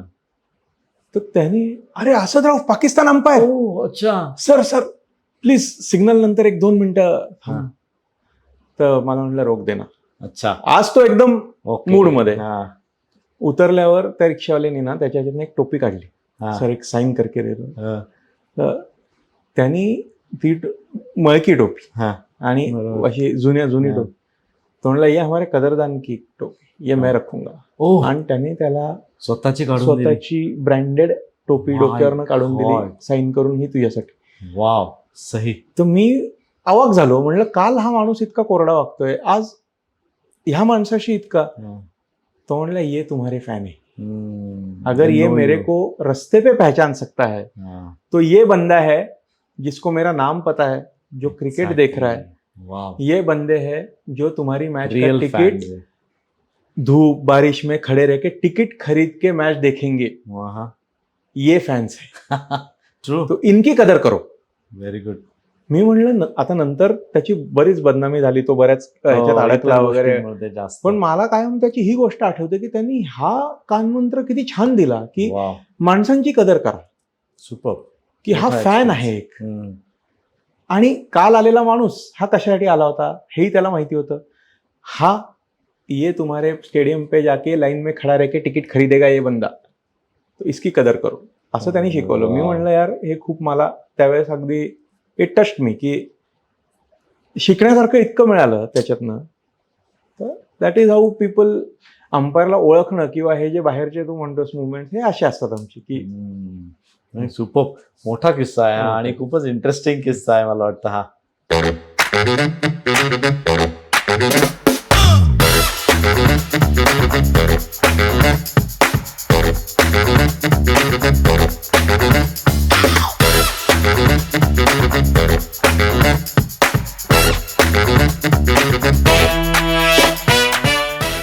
खरं आता मला तुला घेऊन यायचं MCA कडे, जे की तुझी कर्मभूमी राहिलेली आहे. तर MCA मध्ये तसं पाहायला गेलं तर आता MPL आपण गेली 3 वर्ष सातत्याने करतोय आणि त्यामधलं अंपायरिंगचं स्टँडर्ड काहीच्या काही वाढलंय. म्हणजे लोक इतकी ॲप्रिशिएट करायला लागतात. मी पण कॉम्बॉक्समध्ये असतो, मी पण शोज करत असतो, त्यावेळेस खूप लोक आता भरभरून अंपायर्सविषयी बोलायला लागलेत की एवढी चांगली स्टँडर्ड, एवढं छान त्यांचं. कारण आणि मुलं ही जी आहेत ती आमच्यावर अगोदर जेव्हा आम्ही क्लब मॅचेस करत होतो तीच मुलं आहेत की ती आता तिथे दिसत आहेत. तर त्याचं सगळं हे ट्रान्झिशन कसं झालं आणि त्याच्यात मोठा तुझा सिंहाचा वाटा तुझा आहे मला माहिती आहे. तर ते थोडं समजाव ना. ॲक्च्युली एकाचा असं नसतो वाटा. ऑफकोर्स म्हणजे आपल्याला एक प्लॅन करावा लागतो आणि एक गोष्ट करायची की कंटिन्युअसली इम्प्रूव्ह व्हायचं. गेल्या वर्षीचं MPL आणि या वर्षीच्या MPL मध्ये आपल्याला काय नवीन हवं आहे, किंवा मी नवीन काय करणार. की जी पहिली MPL झाली तेव्हा फक्त BCCI अंपायर्सनी काम केलं. येस. मग सेकंड MPL मध्ये we brought in some state panel umpires, बरोबर. की जे स्टेटला काम करतात चांगलं. मिक्स होते त्यावेळेस. पण मग त्यांना आम्ही फक्त रिझर्व्ह अंपायर ड्युटीज दिल्या. मग गेल्या वर्षीचा MPL बघितलं तर आम्ही त्यांना DRS मध्ये ऑन फील्ड ड्युटीज दिल्या along with reserve umpire duties. बरोबर. तर आता soon we want to also put them with TV umpiring responsibilities. वा. तर हे नुसतं बोलून चालत नाही, आपल्याला पाठीमागे त्याच्यासाठी खूप काम करावं लागतं. आणि त्याचे सुरुवात होते की असोसिएशनकडनं तुम्हाला एक भक्कम पाठिंबा लागतो की ह्या ऍक्टिव्हिटीज करा. गुड. आणि MCA activities- तसं हो खंबीरपणे हो उभं आहे. हो. म्हणजे वा. मला तिथून आता झाली आमची आता 3 वर्ष आम्ही काम करतोय कमिटीमध्ये. मला असं कधीच झालं नाही की हे नाही करायचंय किंवा ते नाही करायचंय किंवा आत्ता हे नको, असं कधीच म्हटलं जात नाही. ऍक्टिव्हिटी आहे ना करा, क्रिकेटसाठी आहे ना करा. वा. काय करायचंय, अंपायरचे युनिफॉर्म्स करायचे, प्रोफेशनलिझम वाढेल, लगेच द्या. काय अंपायरना बॅग द्यायची, देऊन टाका. आम्ही जसं त्यांना म्हणलं की हे आम्हाला चॅलेंजेस वाटत आहेत आणि आम्ही त्यांना सांगतो. MCA was one of the very less number of association ज्यांनी अॅन्युअल वर्कशॉप चालू केलं, जसं बीसीसीआयचं होतं. बरोबर, आपल्याकडे सुरू झालं आपल्याकडे दरवर्षी सीझनच्या आधी अॅन्युअल वर्कशॉप होतं की जेव्हा Yes. 150-200 अंपायर्स एकत्र येतात आणि पुढच्या सीझनमध्ये काय करायचंय, नवीन काय आहे, अपडेशन्स काय आहेत, किंवा काम करण्याची एक कन्सिस्टंट पद्धत कशी तयार करायची, प्लेयर्सशी डील करण्यात सगळे एक जण वेगळ्या पद्धतीने एक जण वेगळ्या पद्धतीने करतोय, हे कसं अवॉइड करायचं. युनिफॉर्मिटी पाहिजे त्याच्यामध्ये. एक ग्रुप मग असतो तीच WhatsApp जागा group. आहे जिथे तू त्यांच्या इगो दूर ठेवायला मदत करू शकतोस. मला आता ऑनेस्टली म्हणायचं तर मला ती फार वेळ येत नाही. ओके. कसं आहे की पाची बोटं सारखी नसतात. त्यामुळे मला माहिती पाहिजे की माझे हे अंपायर्स जे आहेत याच्या प्रत्येकाचा स्ट्रॉंग पॉईंट काय आहे आणि ह्यांच्या इम्प्रुव्हमेंट एरियाज काय आहेत. आणि आता ऑनेस्टली माझे जे महाराष्ट्रातले अंपायर्स आहेत ते मी खूप ओपनली सांगू शकतो की त्यांना त्यांच्या इम्प्रुव्हमेंट एरियाज स्वतःलाच माहिती आहेत आणि बरं. ऍक्सेप्टेड आहेत. येस. त्यामुळे ते त्याच्यावर सतर्कपणे काम करतात. डिनायल नसतं किंवा झालेल्या गोष्टीपासनं पळायचं कसं ही वृत्ती नाहीये. ऍक्सेप्ट करायला तयार झालेत ऍक्सेप्ट आता करा आणि मला विषय क्लोज करा आणि पुढे मूव्ह. वाटतं. Which is really good. आणि मला त्यामुळे काय होतं की हे बघा, ही शेवटी अंपायरिंग सिस्टीम आहे, ह्युमन सिस्टीम आहे आणि लोकल मॅचेसमध्ये तर आपल्याकडे कॅमेरा वगैरे काही नसतो. काहीच नसतं. कित्येक वेळा अंपायर बरोबर असून सुद्धा त्याला चुकीचं ठरवलं जाऊ शकतं किंवा अंपायरकडनं खरंच चूक झाली असेल तर त्याला फार मोठं बनवलं जाऊ शकतं.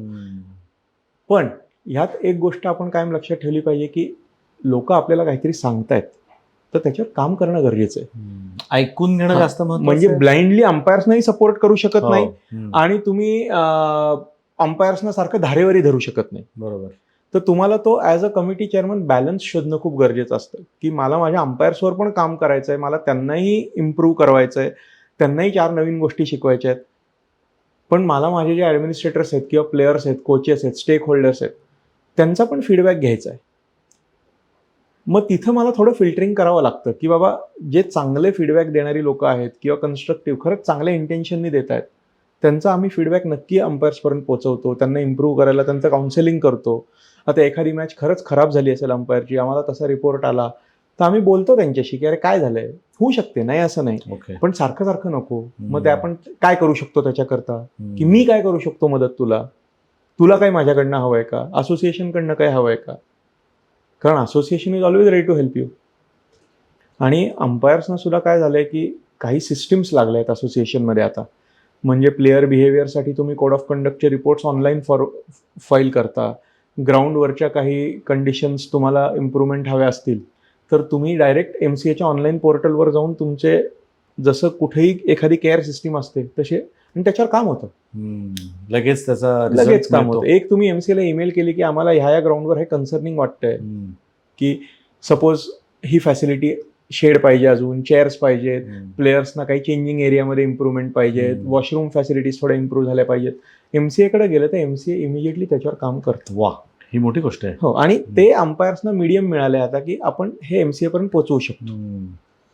We have online processes. एखाद्या बॉलरची ऍक्शन थोडीशी डाऊटफुल असेल, बॉलिंग ऍक्शन इम्प्रूव्ह करणं गरजेचं आहे, तर आता वी रिपोर्ट ऍक्शन्स. बरं, ते तुम्ही कोणाला रिपोर्ट करता? ऑनलाईन रिपोर्ट करतो. आणि अच्छा, मग पण MCA कडे. हो, आणि MCA काय करतं की महिना टू महिना त्यांचं एक क्लिनिक घडवतं की मग त्या जे कोण बॉलर रिपोर्ट झालेत त्यांना एका ग्राउंडवर बोलवलं जातं. तिथं 3 एक्सपर्ट्सच्या अंडर त्यांना अंडर 6 कॅमेराज त्यांची ऍक्शन तपासली जाते. वा. आणि मग तुमची ऍक्शन सस्पेक्ट आहे, इलिगल आहे किंवा मग क्लीन आहे हे त्या कॅमेराच्या आधारावर ठरवलं जातं. बरं, म्हणजे डायरेक्टली कोणाच्या अगेन्स्ट तसा वर्डिक्ट दिलं जात नाही, त्याला रिपोर्ट बोलवलं झालं की जातं. त्याला प्रोसेस आहे. वा, बेसिकली very good. काय की पण सगळ्या मुलांचं गोष्टीसाठी- नुकसान नाही होत नाही. म्हणजे इमिजिएटली.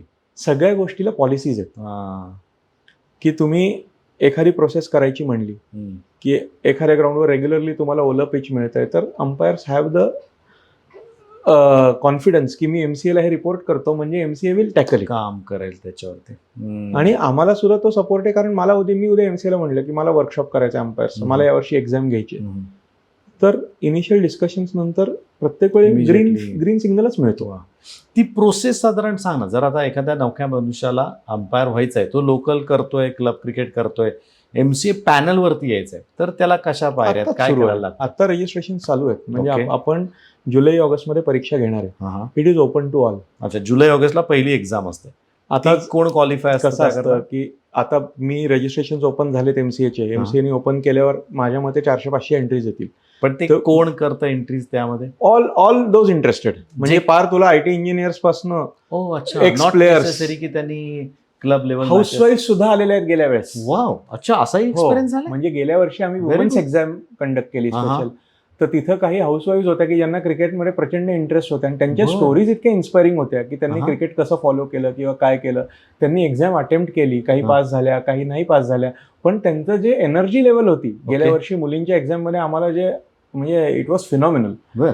यावेळेस ओपन एक्झाम आहे, हा. त्याचे 5 जूनपर्यंत रजिस्ट्रेशन आहे.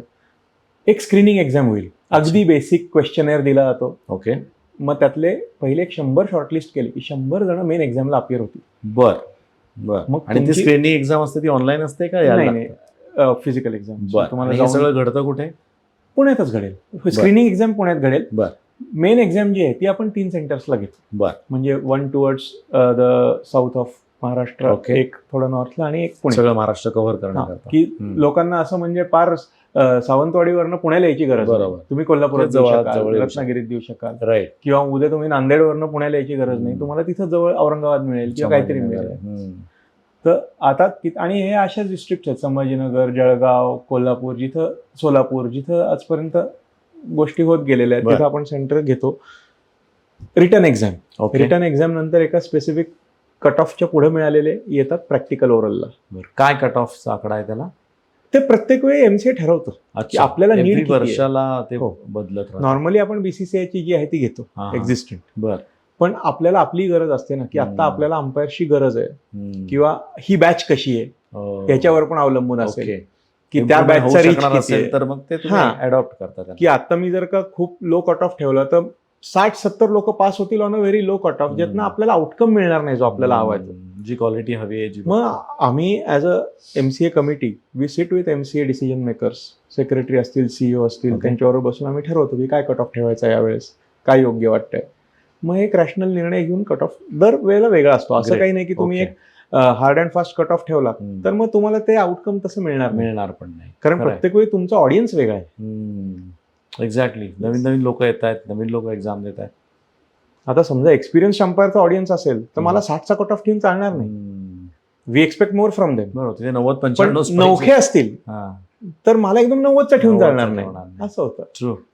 पण मग ते कट ऑफ झाल्यानंतर ती दुसरी स्टेज आहे. दुसरी स्टेज मग ती return practical exam. Oral. Okay. Practical oral मध्ये मग टोटल ह्याच्यात पण एक फायनल कट ऑफ ठरतो अच्छा. की हे सगळे मार्क तू मिळवलेत. मग then you come on to the panel, म्हणजे तुम्ही परीक्षा पास करता. हम्म. पण पॅनलवर केव्हा येता, हम्म. एक आम्हाला म्हणजे एक आमची ही एक तक्रार म्हणा की कित्येक जण फक्त परीक्षा द्यायला येतात, बरं. नंतर अंपायरिंगला राहतच नाही. पुढे येतच नाहीत ते. मला पास होतात. कित्येक अशा आयटी इंजिनियर्स आहेत की हा. आयक्यू असतो, हा. लिहायची सवय माहिती असते, असतं. थोडीशी बुद्धी असते, त्यामुळे परीक्षा पास करून जातात. अच्छा. पण मी फक्त माझ्या सीव्हीवर घेण्याकरता घेतले. मग मी गेलो परत कंपनीमध्ये, बरं. अंपायरिंगला परत ते बोलवलं की येत नाही. हा. मग मी जर आमच्या ह्याच्यात 40 लोक पास झाली तर त्यातनं आमच्या हाताशी कामाला येणारी लोक आम्हाला 20-25च मिळतात. हम्म. आणि हे आता ऍक्सेप्टेड आहे की we have to live with it. बरोबर. कारण आपण त्यांना नाही तर म्हणू शकत नाही परीक्षेला. Right. Who knows, they might be become good umpires tomorrow.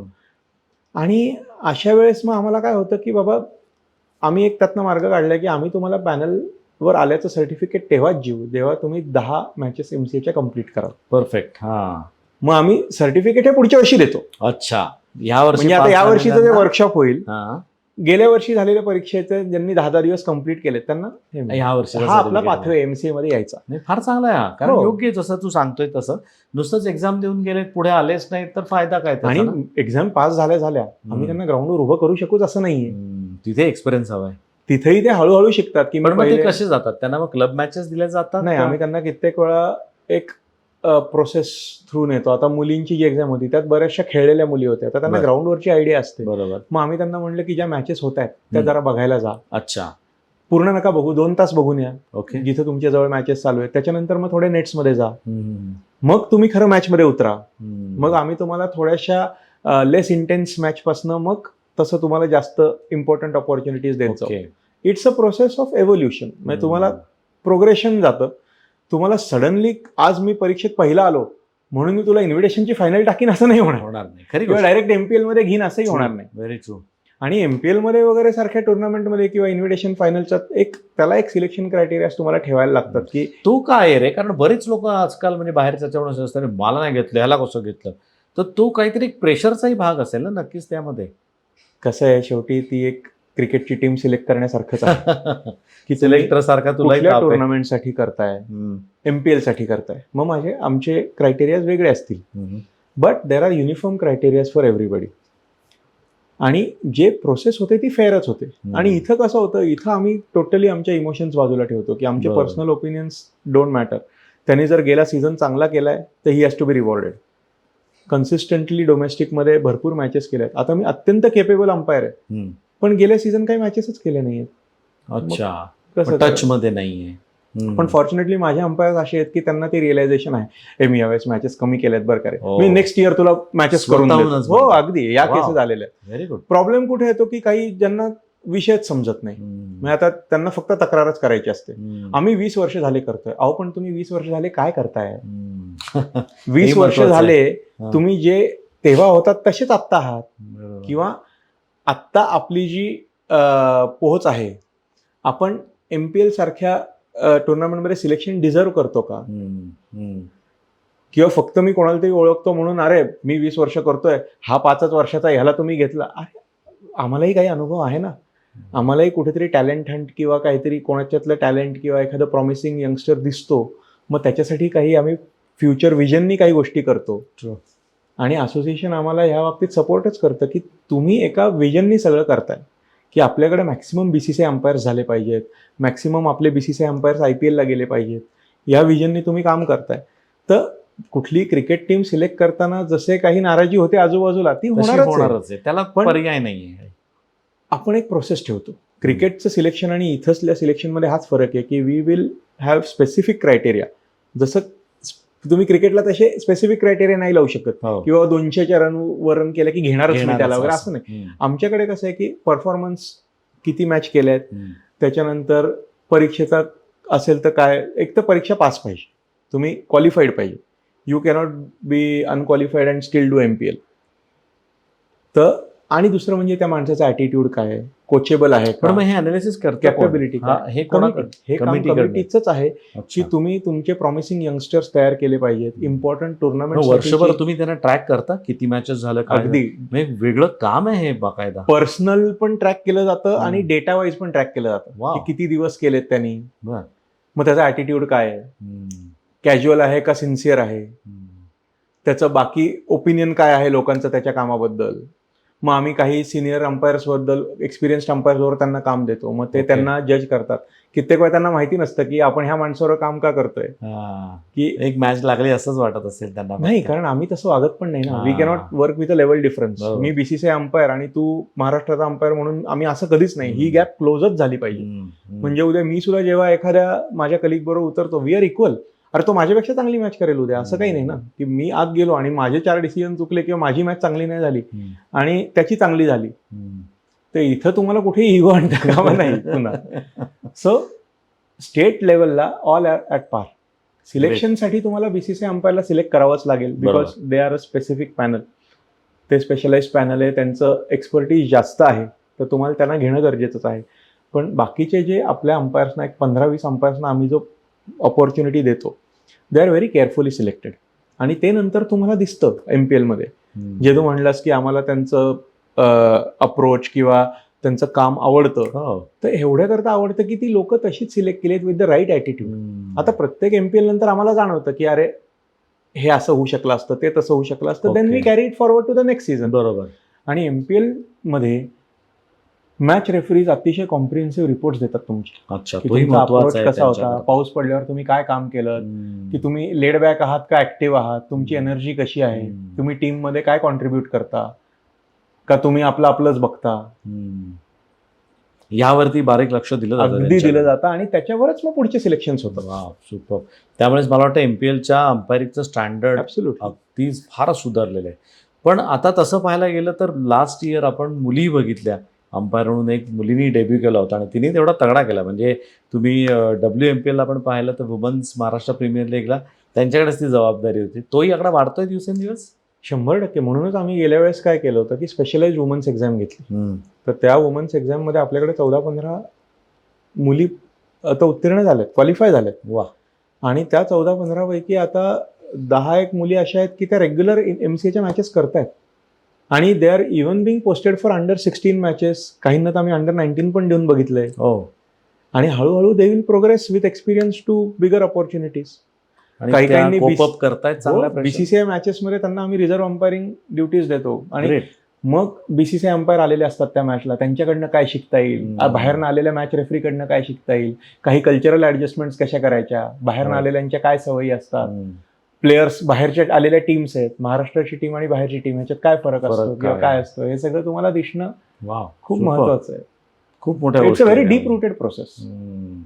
Great. नाही, नक्कीच खूप. महाराष्ट्र तुझ्यामुळे मला वाटतं आता अंपायरचं टेन्शन महाराष्ट्राचं पुन्हा माझं मी एकटं नाही घेणार, माझ्या कमिटी म्हणून माझे 2 कलिग्स आहेत. कारण मी असं आहे की एकटं हे करणं शक्य नाहीये, हे मी क्लिअरली सांगतो की शक्यच नाही ते होणं. मी उद्या म्हणलं की नाही मी हे केलं मी ते केलं ते ठीक आहे, पण माझ्या मागे मी तुम्हाला म्हणलं की डेटा अनालिसिस होतं, तर माझा डेटा सांभाळणारे जे कलिग्स आहेत संभाजीनगरमध्ये बसणारे ते किती डेडिकेटेडली करतात, किंवा माझा जो दुसरा कलिग आहे जळगावमध्ये बसणारा, तो प्लेइंग कंडिशन्स, टेक्निकल बाजू कशी सांभाळायची, तो झोन कसा सांभाळायचा, डिस्ट्रिक्टच्या अंपायरसाठी काय केलं पाहिजे, पुढचे प्लॅन्स काय असले पाहिजे, हे आम्ही तिघं एका वेव्हलेंथवर असल्यामुळे काय होतं की आमचे विचार जुळल्यामुळं कधीच असं होत नाही की कुठल्या गोष्टी डिसएग्रीमेंट होतं. आणि to add to that it is the support from MCA की हा तुम्ही हे करताय ना करा, ह्यानं काय आउटकम मिळणार आहे, तेवढाच चांगला आहे. येस. नाही, ग्रेट. ते सर्वात महत्वाचं आहे. MCAचा सपोर्ट तुम्हाला आहे, त्यामुळे तुम्ही या गोष्टी करू शकताय. कारण हे अगोदर मला नाही वाटत कधी अगोदर असं होत काय होतं सांगतो की ऍडमिनिस्ट्रेटर्स बदलत जातात. मला माझ्या गुरूंनी एक गुरुमंत्रच पहिल्यापासून दिलेला आहे.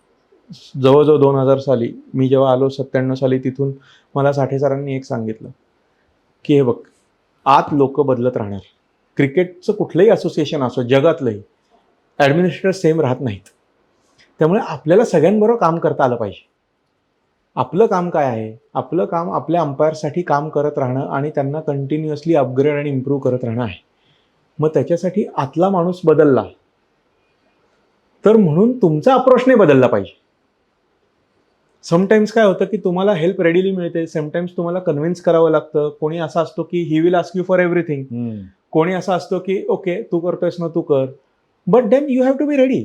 If he is asking you for something की नाही हे तुला का करायचंय, मला कन्व्हिन्स कर, तर मग तुझी ड्युटी आहे की त्याला सांगायचं की हे का गरजेचं आहे, त्याला कन्व्हिन्स पण करावं लागेल ना. पण फॉर्च्युनेटली मला आजपर्यंत इतक्या वर्षात असा अनुभव नाहीये की कोणी असा ऍडमिनिस्ट्रेटर मिळाला की नाही हे होणारच नाही, क्लोज डोअर वाला कधी कोणी मिळालं नाही. गुड.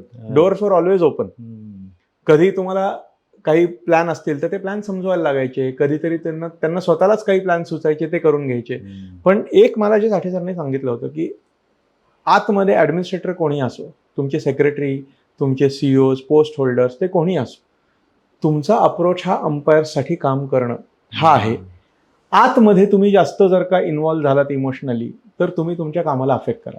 राईट. तर be true to your job आणि वर्क विथ द ऍडमिनिस्ट्रेटर्स.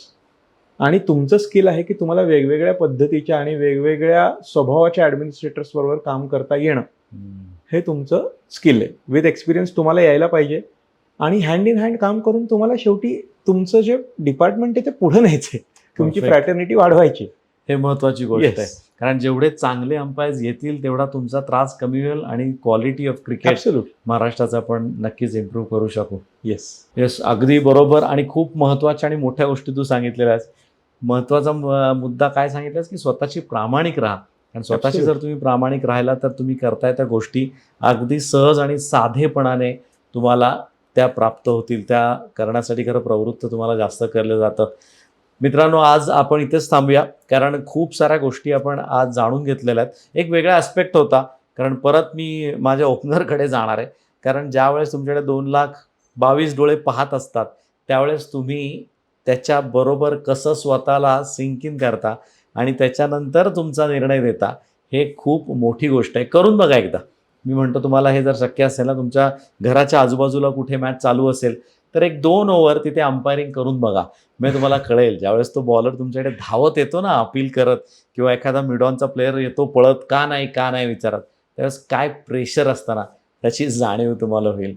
विनीत, खूप खूप खूप आभार. आमच्याकडनं रानडे रिअल्टर्सकडनं खरं तुझ्याकरता ही छोटीशी गिफ्ट आहे आणि थँक्स फॉर युअर टाइम. मजा आली आज खूप. Thank you so much. खूप गप्पा आपल्या चालू आहेत, अजून पण आपल्याला गप्पा भरपूर मारायच्यात. आता मारायच्यात ह्यांच्या बेटर हाफ बरोबर, अर्धांगिनीबरोबर गप्पा मारायच्यात. आपल्या पुढच्या सेगमेंटमध्ये आपण जाऊयात. Home stories build by Ranade realtors. भेटूयात. यशस्वी प्लेयर होण्यासाठी लागते ती मेहनत, सातत्य आणि प्रामाणिकपणा. हीच मूल्ये जपत रानडे रिअल्टर्स गेली 135 वर्ष बांधकाम क्षेत्रात आपली वेगळी ओळख निर्माण करत आहेत. आजच्या सिरीजमध्ये आपण भेटणार आहोत अशाच एका प्रेरणादायी चॅम्पियनला. Ranade realtors presents inspiring stories at home with champion.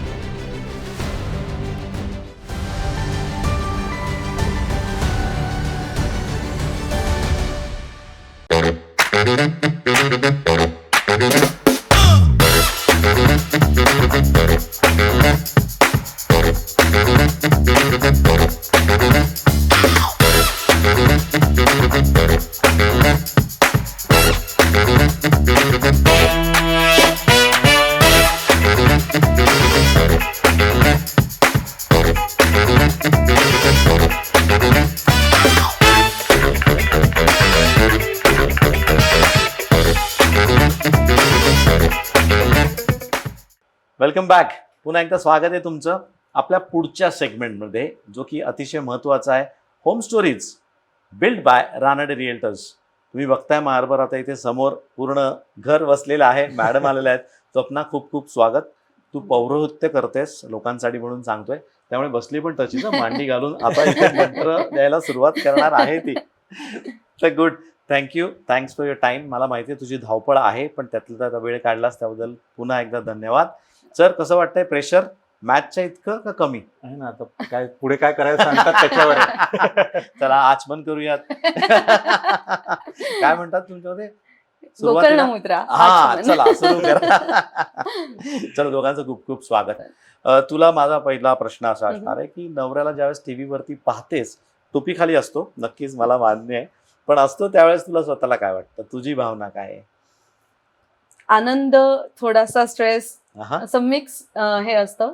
पण सगळ्यात पेक्षा माझ्यापेक्षा पण मला जास्त एक किस्सा सांगायला आवडेल की लहानपणी निषादनी जेव्हा विनीतला टीव्हीवर पहिल्यांदा बघितलं, ओके. आम्ही खूप उत्साहाने त्याला सांगत होतो की तेव्हा बाबा दिसतोय, आणि अच्छा. त्याची रिॲक्शन ही होती की मला बाबाकडे जायचंय.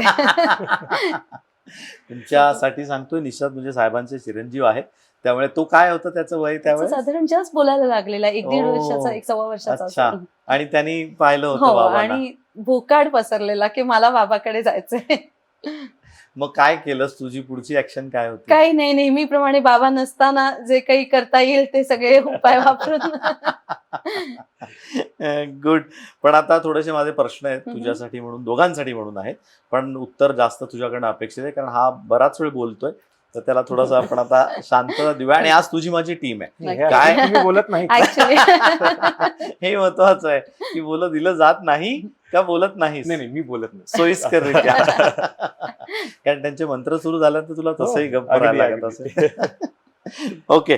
माझा सर्वात पहिला प्रश्न एक दाम्पत्याला किंवा एक दोघांना तुम्हाला हाच असतो की घरातला टीव्हीचा रिमोट कोणाकडे असतो?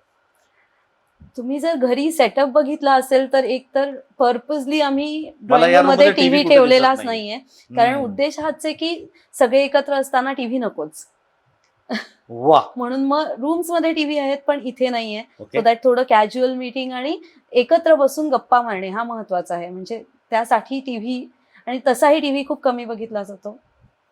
वा. कारण बाहेर असल्यानंतर तेच असतं, त्यामुळे घरी आल्यानंतर जरा शांतता पाहिजे. नाही, तोच उद्देश होता की घरात जेव्हा आपण लोक भेटायला येतील किंवा आपल्या गप्पा असतील, तर आपला सेंटर ऑफ फोकस टीव्ही नसते असण्यापेक्षा आपण सगळे एकमेकांबरोबर जेवढा वेळ घालवू शकू ते. त्यामुळे खोल्यांमध्ये आम्ही टीव्ही ठेवलेले की तुम्हाला काही काम असेल, टीव्ही कार्यक्रम बघायचे असतील, आता आई बाबा आले की त्यांना असतो, पण जेव्हा आपण बाहेर बसतो इथे तेव्हा गप्पा आणि याचीच वेळ आहे. वा. खरंच मी आल्याला तेच म्हटलं की टीव्ही कुठेच दिसत नाहीये, त्यामुळे टीव्हीचा रिमोट पण आतमध्ये चांगलं होतं रे, फर्स्ट क्लास. जर खरं आता साहेब एवढे मोठे झालेत, प्रत्येक ठिकाणी जावं लागतं ह्याला, तर ह्याला जर एखादा सोशल कार्यक्रम टाळायचा असेल तर काय कारण देतो गा? मला सांगू नका, कारण माझे 2-3दा फोन त्यांनी उचललेले नाहीये. नाही, नंतर मला त्यांनी खरंच कारण- बिझी असेल, कारण बरेचदा माझेही फोन उचलले जात नाहीत अशा ओके, वेळेस. पण एखादा कार्यक्रम टाळायचंय बाबा, आज नको, नाही जायचंय मला, तर काय कारण देतो? जेन्युअन रिझन असेल तरच तो टाळतो. शक्यतो उगाच टाळणे, किंवा कारण त्याला स्वतःला सगळे म्हणजे लोकसंग्रह आणि लोकसंपर्क प्रचंड आवडतो, अच्छा. त्यामुळे लोकांमध्ये रमायला आवडतं, ओके. त्यामुळे तो टाळत नाही शक्यतो कोणाला. मी नसणे पुण्यात हा. हे एक कारण असू शकतं. ओके, की मी पुण्यातच नाहीये मी बाबा. पुण्यातच नाही, आणि ते खरं असतं म्हणजे. जेन्युअन मग तेव्हा तो एकच फक्त, अदरवाईज तो Okay. सगळ्या ठिकाणी जातो. आता तू म्हटलीस की टीव्ही वरती पण त्याला पाहतेस, घरी पण तुझ्यासमोर तेवढा असतो. टीव्ही वरचा तो आणि घरातला तो, ह्याच्यात फरक तुला काय वाटतो शिस्तीच्या बाबतीत? लपू नकोस तू.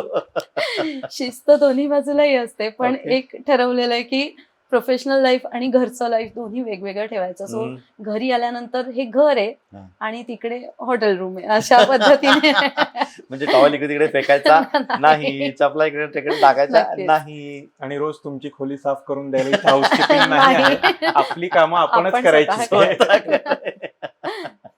पण अदरवाईज म्हणजे ऑब्विसली घर आलं म्हटलं तर माणूस थोडा रिलॅक्स हो, होतो. नक्कीच. पण याची एक अशी सवय की तुझी सटकते.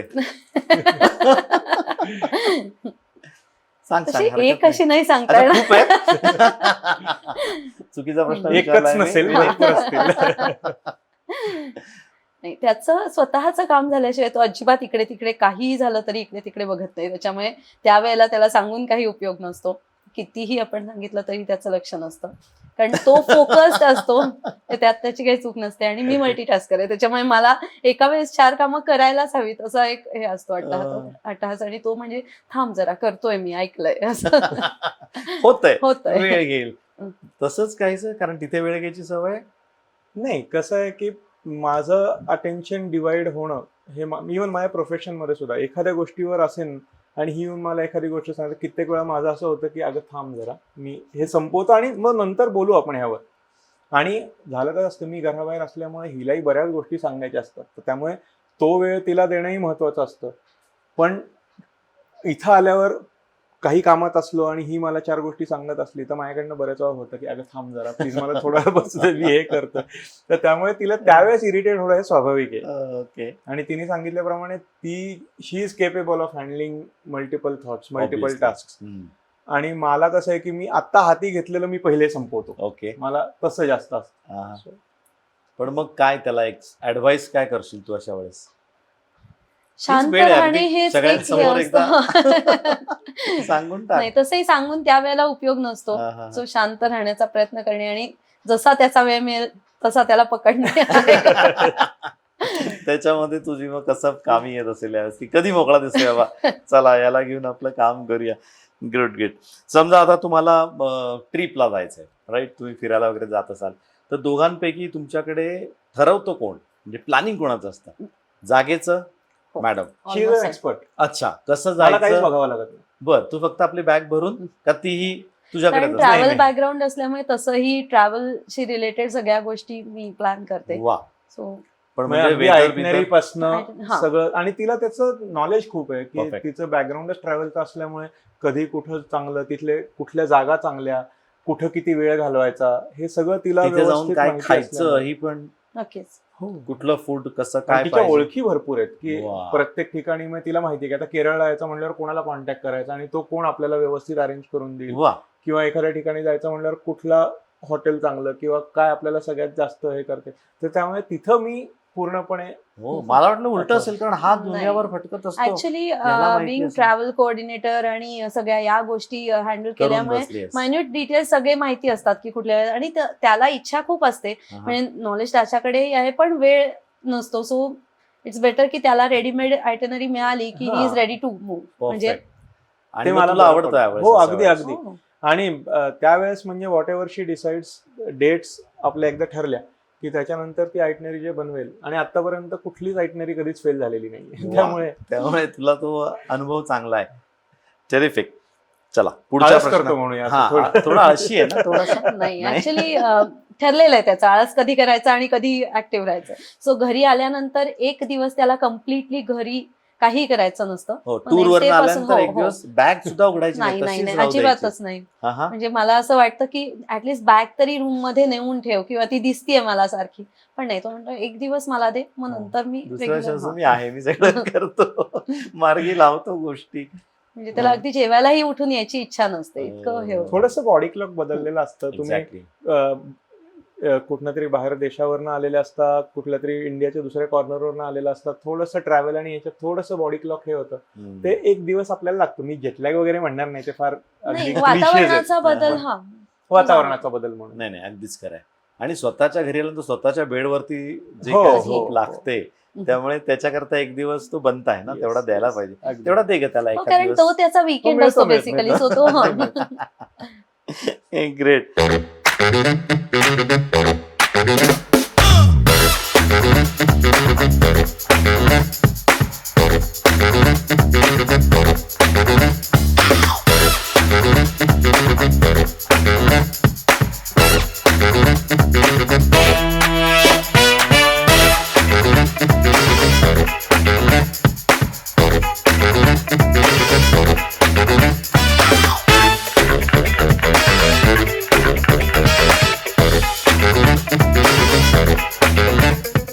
आता घरात तसं बघायला गेलं तर तुम्ही एक असतात, तो 4 पायांचा चौथा, आपण त्याला बोलता येत नाही म्हणून थोडंसं दूर ठेवूया. तर तिघांमध्ये तुला पहिले विचारतो, तुला काय वाटतं या दोघांमध्ये तुला सर्वात जास्त चांगलं कोण ओळखतं? दोघंही ओळखतात, इन अँड आउट ओळखतात. मी चांगलं असं म्हटलं म्हणजे दोन्ही नाही, अर्थाने घेऊ म्हणजे- शकतोस तू. They read me like a book, हो. की आता याच्याशी काय बोलायचंय किंवा नाही बोलायचंय किंवा याचा मूड आत्ता कसा आहे. इनफॅक्ट कधी कधी मला वाटतं की मी त्यांना फार चॅलेंजेस पोस्ट करतो, अच्छा. की दोघं मला परफेक्ट ओळखतात, की म्हणजे नुसतं असंच नाही की ह्याला कधी ऍक्सेस करू शकतो किंवा ह्याच्याशी आत्ता कुठले विषय बोलावेत हे तर आहेच, हम्म. पण याला घोळात कसं घ्यायचं हे दोघं व्यवस्थित ओळखतात. हे महत्वाचं म्हणजे आहे निशात जास्त. तर अगदी की बाबाकडनं ही गोष्ट कशी काढून घ्यायची आहे अहं. ह्याच्यात त्याची पीएचडी. त्यामुळे कारण तो दोघांनाही तेवढंच ओळखतो ना, सो त्याला ते माहितीये की कोणाकडनं कधी कधी काढून काही- घ्यायचं. हिच्याकडनं नसताना- रिफ्यूज होणार आहे आणि हा. माझ्याकडनं मिळणार आहे हे त्याला परफेक्ट माहिती असतं. त्यामुळे कुठे अप्रोच करायचा त्याचा अँगल चांगला माहिती आहे त्याला. पण मग तू काय म्हणशील? तू सेम हेच उत्तर राहील हो तुझं? हो, तसे दोघंही आम्ही ओळखतो, पण निशाद जास्त जास्त. ओळखतो बरेचदा. हा, मी मे बी एकाच अँगलनी त्याच्याकडे बघत असेल तर निशाद मला दुसरीकडून येऊन दुसरी बाजूही सांगतो. सो हा.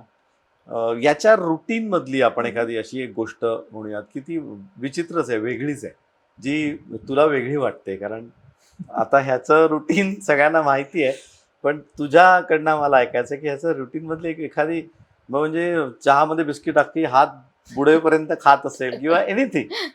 तसा इन जनरल तो चहा पित नाही, अच्छा, कॉफी. पण नाही, हा म्हणजे ब्लॅक कॉफी लवर आहे बरं. तो, आणि त्याचं डेमॉन्स्ट्रेशन द्यायला त्याला खूप आवडतं की ओके. सगळ्या कशी बनवण्यापासून? बनवायची. हो हो, राईट वा फ्रॉम वा. ग्राइंडिंग, हो, बीन्स very ग्राइंड good. करणं आणि त्याच्याबद्दलची इन्फॉर्मेशन आहा. प्रचंड आवडते. पण सगळ्यात हे म्हणजे त्याला चहामध्ये जे काही आपण बुडवून खाऊ त्याच्यानंतरचा तो चहा प्यायला अजिबात आवडत नाही. आवडत नाही. जो हो, तो अच्छा, चहा ते पडलं तर हो, फेकून तो द्यायचा वायाच चहा. म्हणजे नंतरचा. हा, Oh God, अशा खारीवाली म्हणजे तू हा. खातच नसशील. खायचं आणि खातो, पण बाकीचा ती चहा सोडून तेवढं द्यायचा. चहा सोडून द्यायचा उरलेला. मग काय एखाद लिटर वगैरे चहा देतेस का त्याला? तू असं की निम्मा तर फेकून द्यावा लागत असेल. सो मी त्याला म्हणते की तू तेवढाच घ्यायचा आणि मग नंतर परत ऍड करत राहतो. नाही, ते गाळणं ठेवत जा त्याच्या बाजूला, गाळून परत जो चहा पे. चहाची आवड नाही चहाची आवड नाही. त्यामुळे. पण ही युनिक त्याची सवय ना की ते त्यात उरलेला गाळ चहा असेल नाही प्यायचा. हा, तर ओके, ग्रेट. पुढच्या प्रश्नाकडे येऊयात. क्रिकेट अजिबात समजणार नाही असं तुझ्या फॅमिलीमध्ये कोण आहे का? की मग त्यांना अजिबात गंधच नव्हता अगोदर आणि नंतर जावयाकडे बघून ऑटोमॅटिकली थोडेसे आकर्षित झाले की क्रिकेटची मॅच पाहूया? नाही तसं फारसं, कारण क्रिकेट मला स्वतःला आधीपासून प्रचंड आवडतं. वा. आणि इनफॅक्ट मी आणि माझे म्हणजे सासरे बाबा, हम्म. आम्ही दोघं तासन तास मॅचेस बघू शकतो. नाही, तुझ्या घरी, हा, तुझ्या माझ्या माहेरी माहेरी सुद्धा सगळ्यांना तसं बऱ्यापैकी, म्हणजे अगदी माहिती आहे. माझे आजोबा वगैरे रेडिओवर क्रिकेट अरे वा. कॉमेंट्री लावून म्हणजे बसायचे. old हे school. हो हो, फर्स्ट क्लास. त्याच्यामुळे सगळ्यांना क्रिकेट तसं त्यामुळे बऱ्यापैकी लग्नाला पहिल्यापासून. परमिशन लगेच मिळाले असेल. माझे बाबा अजूनही कुठलीही मॅच त्यांना अच्छा. इंडियाच खेळायला पाहिजे असं नाही. त्यांना कुठलीही मॅच त्यांना टीव्हीवर चालू पाहिजे, समोर Test काहीतरी match क्रिकेट सुद्धा, चालू पाहिजे, टेस्ट मॅच पाहिजे, T20. मुलींची असो मुलांची असो, ते सगळ्या matches मॅचेस तेवढ्याच आवडीने बघतात, तेवढ्याच प्रकर्षाने आपली मतं प्रकट करतात आणि खूप इन्व्हॉल्व्ह होऊन बघतात. म्हणजे कित्येक वेळा असं वाटतं की वाव, थोडस तुम्ही एवढं नका इन्व्हॉल्व्ह होऊ, तुम्ही एक असं प्रेक्षक म्हणून बघा.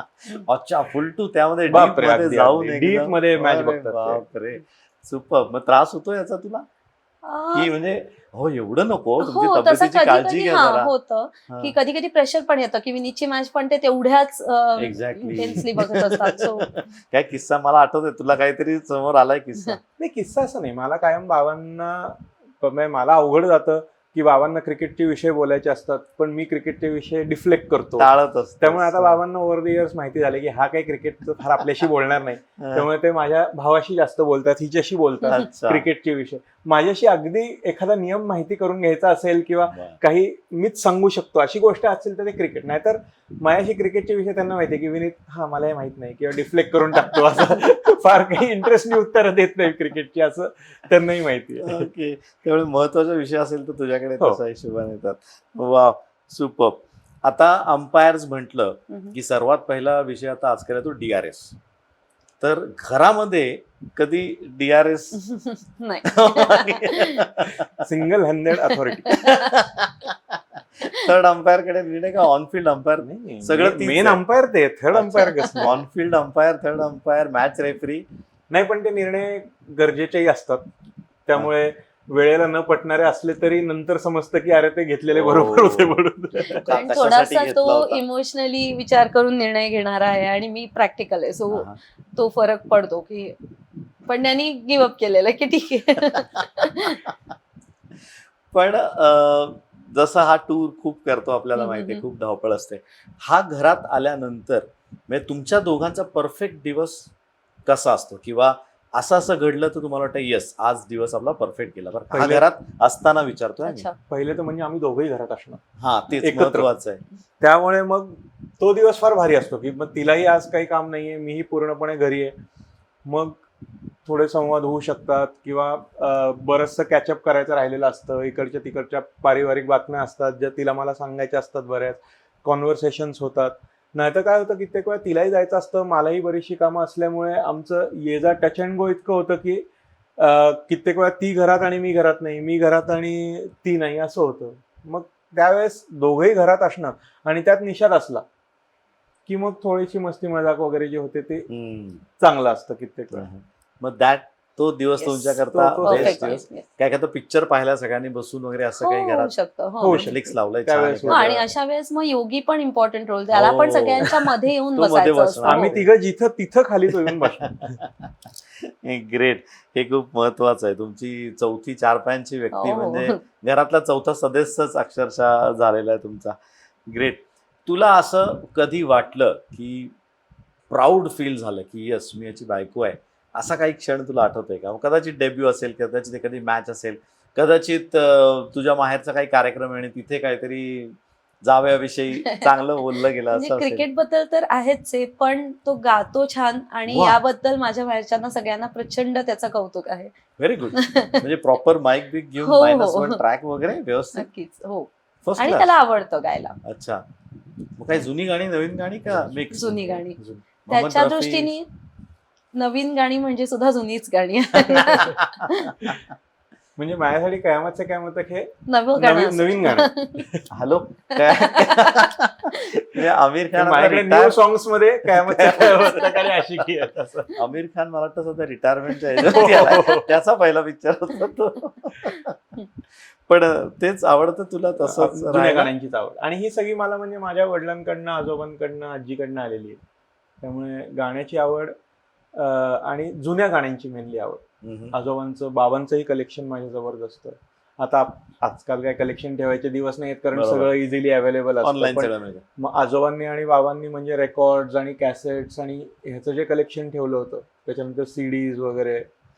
मला ते अजून खूप एक छान. गोष्ट सांगायला आवडेल, त्याला गीत रामायण ऑलमोस्ट पाठ आहे.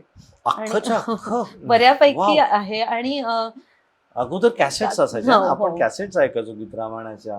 अजून मग तू सीडी वरती कन्वर्ट वगैरे करून घेतल्या आता? आहे चित्रमायण म्हणजे वाव, सुपर. आयपॉड मध्ये आणि यात सगळीकडे आहे ठेवलेलं. वेगळं पॉडकास्ट आपण गीत रामायणवरती खास करूया तुझ्याबरोबर. नाही, एवढी त्यातली जाण आहे असं नाही, नाही, पण गाणी गीत रामायण गाणी- अतिशय आवडीचं. वाव. विषय हे महत्वाची गोष्ट आहे म्हणजे हा एक आणखी ग्रेट. आपल्या जो सेक्शनचं नाव आहे त्याप्रमाणे घरावरती येऊयात, कारण घर मी पाहतोय मस्त ठेवलेलं आहे, छान झालेलं आहे, एकदम इंटिरियर वगैरे एकदम चकाचक.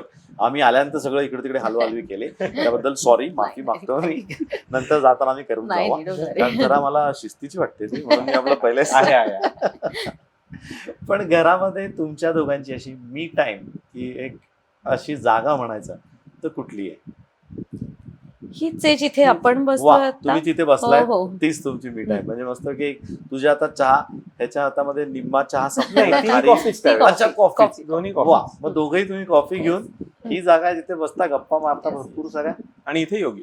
वा, पायाशी तर असलाच पाहिजे. ऍक्च्युली ही आमची मी टाइम गेल्यानंतर ही त्याची जागा आहे. तो इथे येऊन म्हणजे बसतो. त्यांनी आता आपल्याला बसू दिलं हे खूप आहे. म्हणजे तो जर इकडे आला तर त्याला ही त्याची जागा आहे ऍक्च्युली. आणि आम्ही मी टाइम साठी ती थोडा वेळ काबीज करतो. Okay okay. कदाचित तुम्हाला थोडा प्रश्न बसेल, योगी काय? ते डॉगीचं नाव आहे. बघूया आपण तुम्हाला दाखवता आलं तर योगी नाव आहे. योगी नाव डॉगीचं म्हणजे कसं? ऍक्च्युली योगी बेअर हे अच्छा. कार्टून कॅरेक्टर आहे ना, बरं. त्याच्यावरनं ते पडलं. त्याच्यावरनं ह्याचं नाव आणि आहे. त्याला जेव्हा पहिल्यांदा पाहिलं तेव्हा तो योगी बेअर सारखाच वाटला आम्हाला पूर्ण. वाव. त्यामुळे ते योगी योगी लोकांनी त्याचे वेगळे अर्थ घ्यायला सुरुवात केली. म्हणजे नाही, हे कार्टून कॅरेक्टर होतं योगी बेअर, त्यावरनं त्याचं नाव ठेवलेलं आहे. ग्रेट. आता एक मोठा महत्वाचा प्रश्न असा आहे, घरी वाद झाले छोटे छोटे काय ना काहीतरी, तर जिंकतो कोण? म्हणजे लॉजिक का इमोशन? कारण याच्याकडे लॉजिक आहे, तिकडे इमोशन आहे. त्यामुळे नाही, जिंक- उलट आहे उलट actually. आहे. पण नाही, लॉजिक म्हणजे तुला क्रिकेट फील्ड वरती लॉजिक वापरावं नाही, लागतं. घरात टर्न ओव्हर असतं पूर्ण. एकदम 360 चेंज व्हावं लागतं तुला. नाही, थोडी प्रॅक्टिकॅलिटी तिच्याकडे आहे.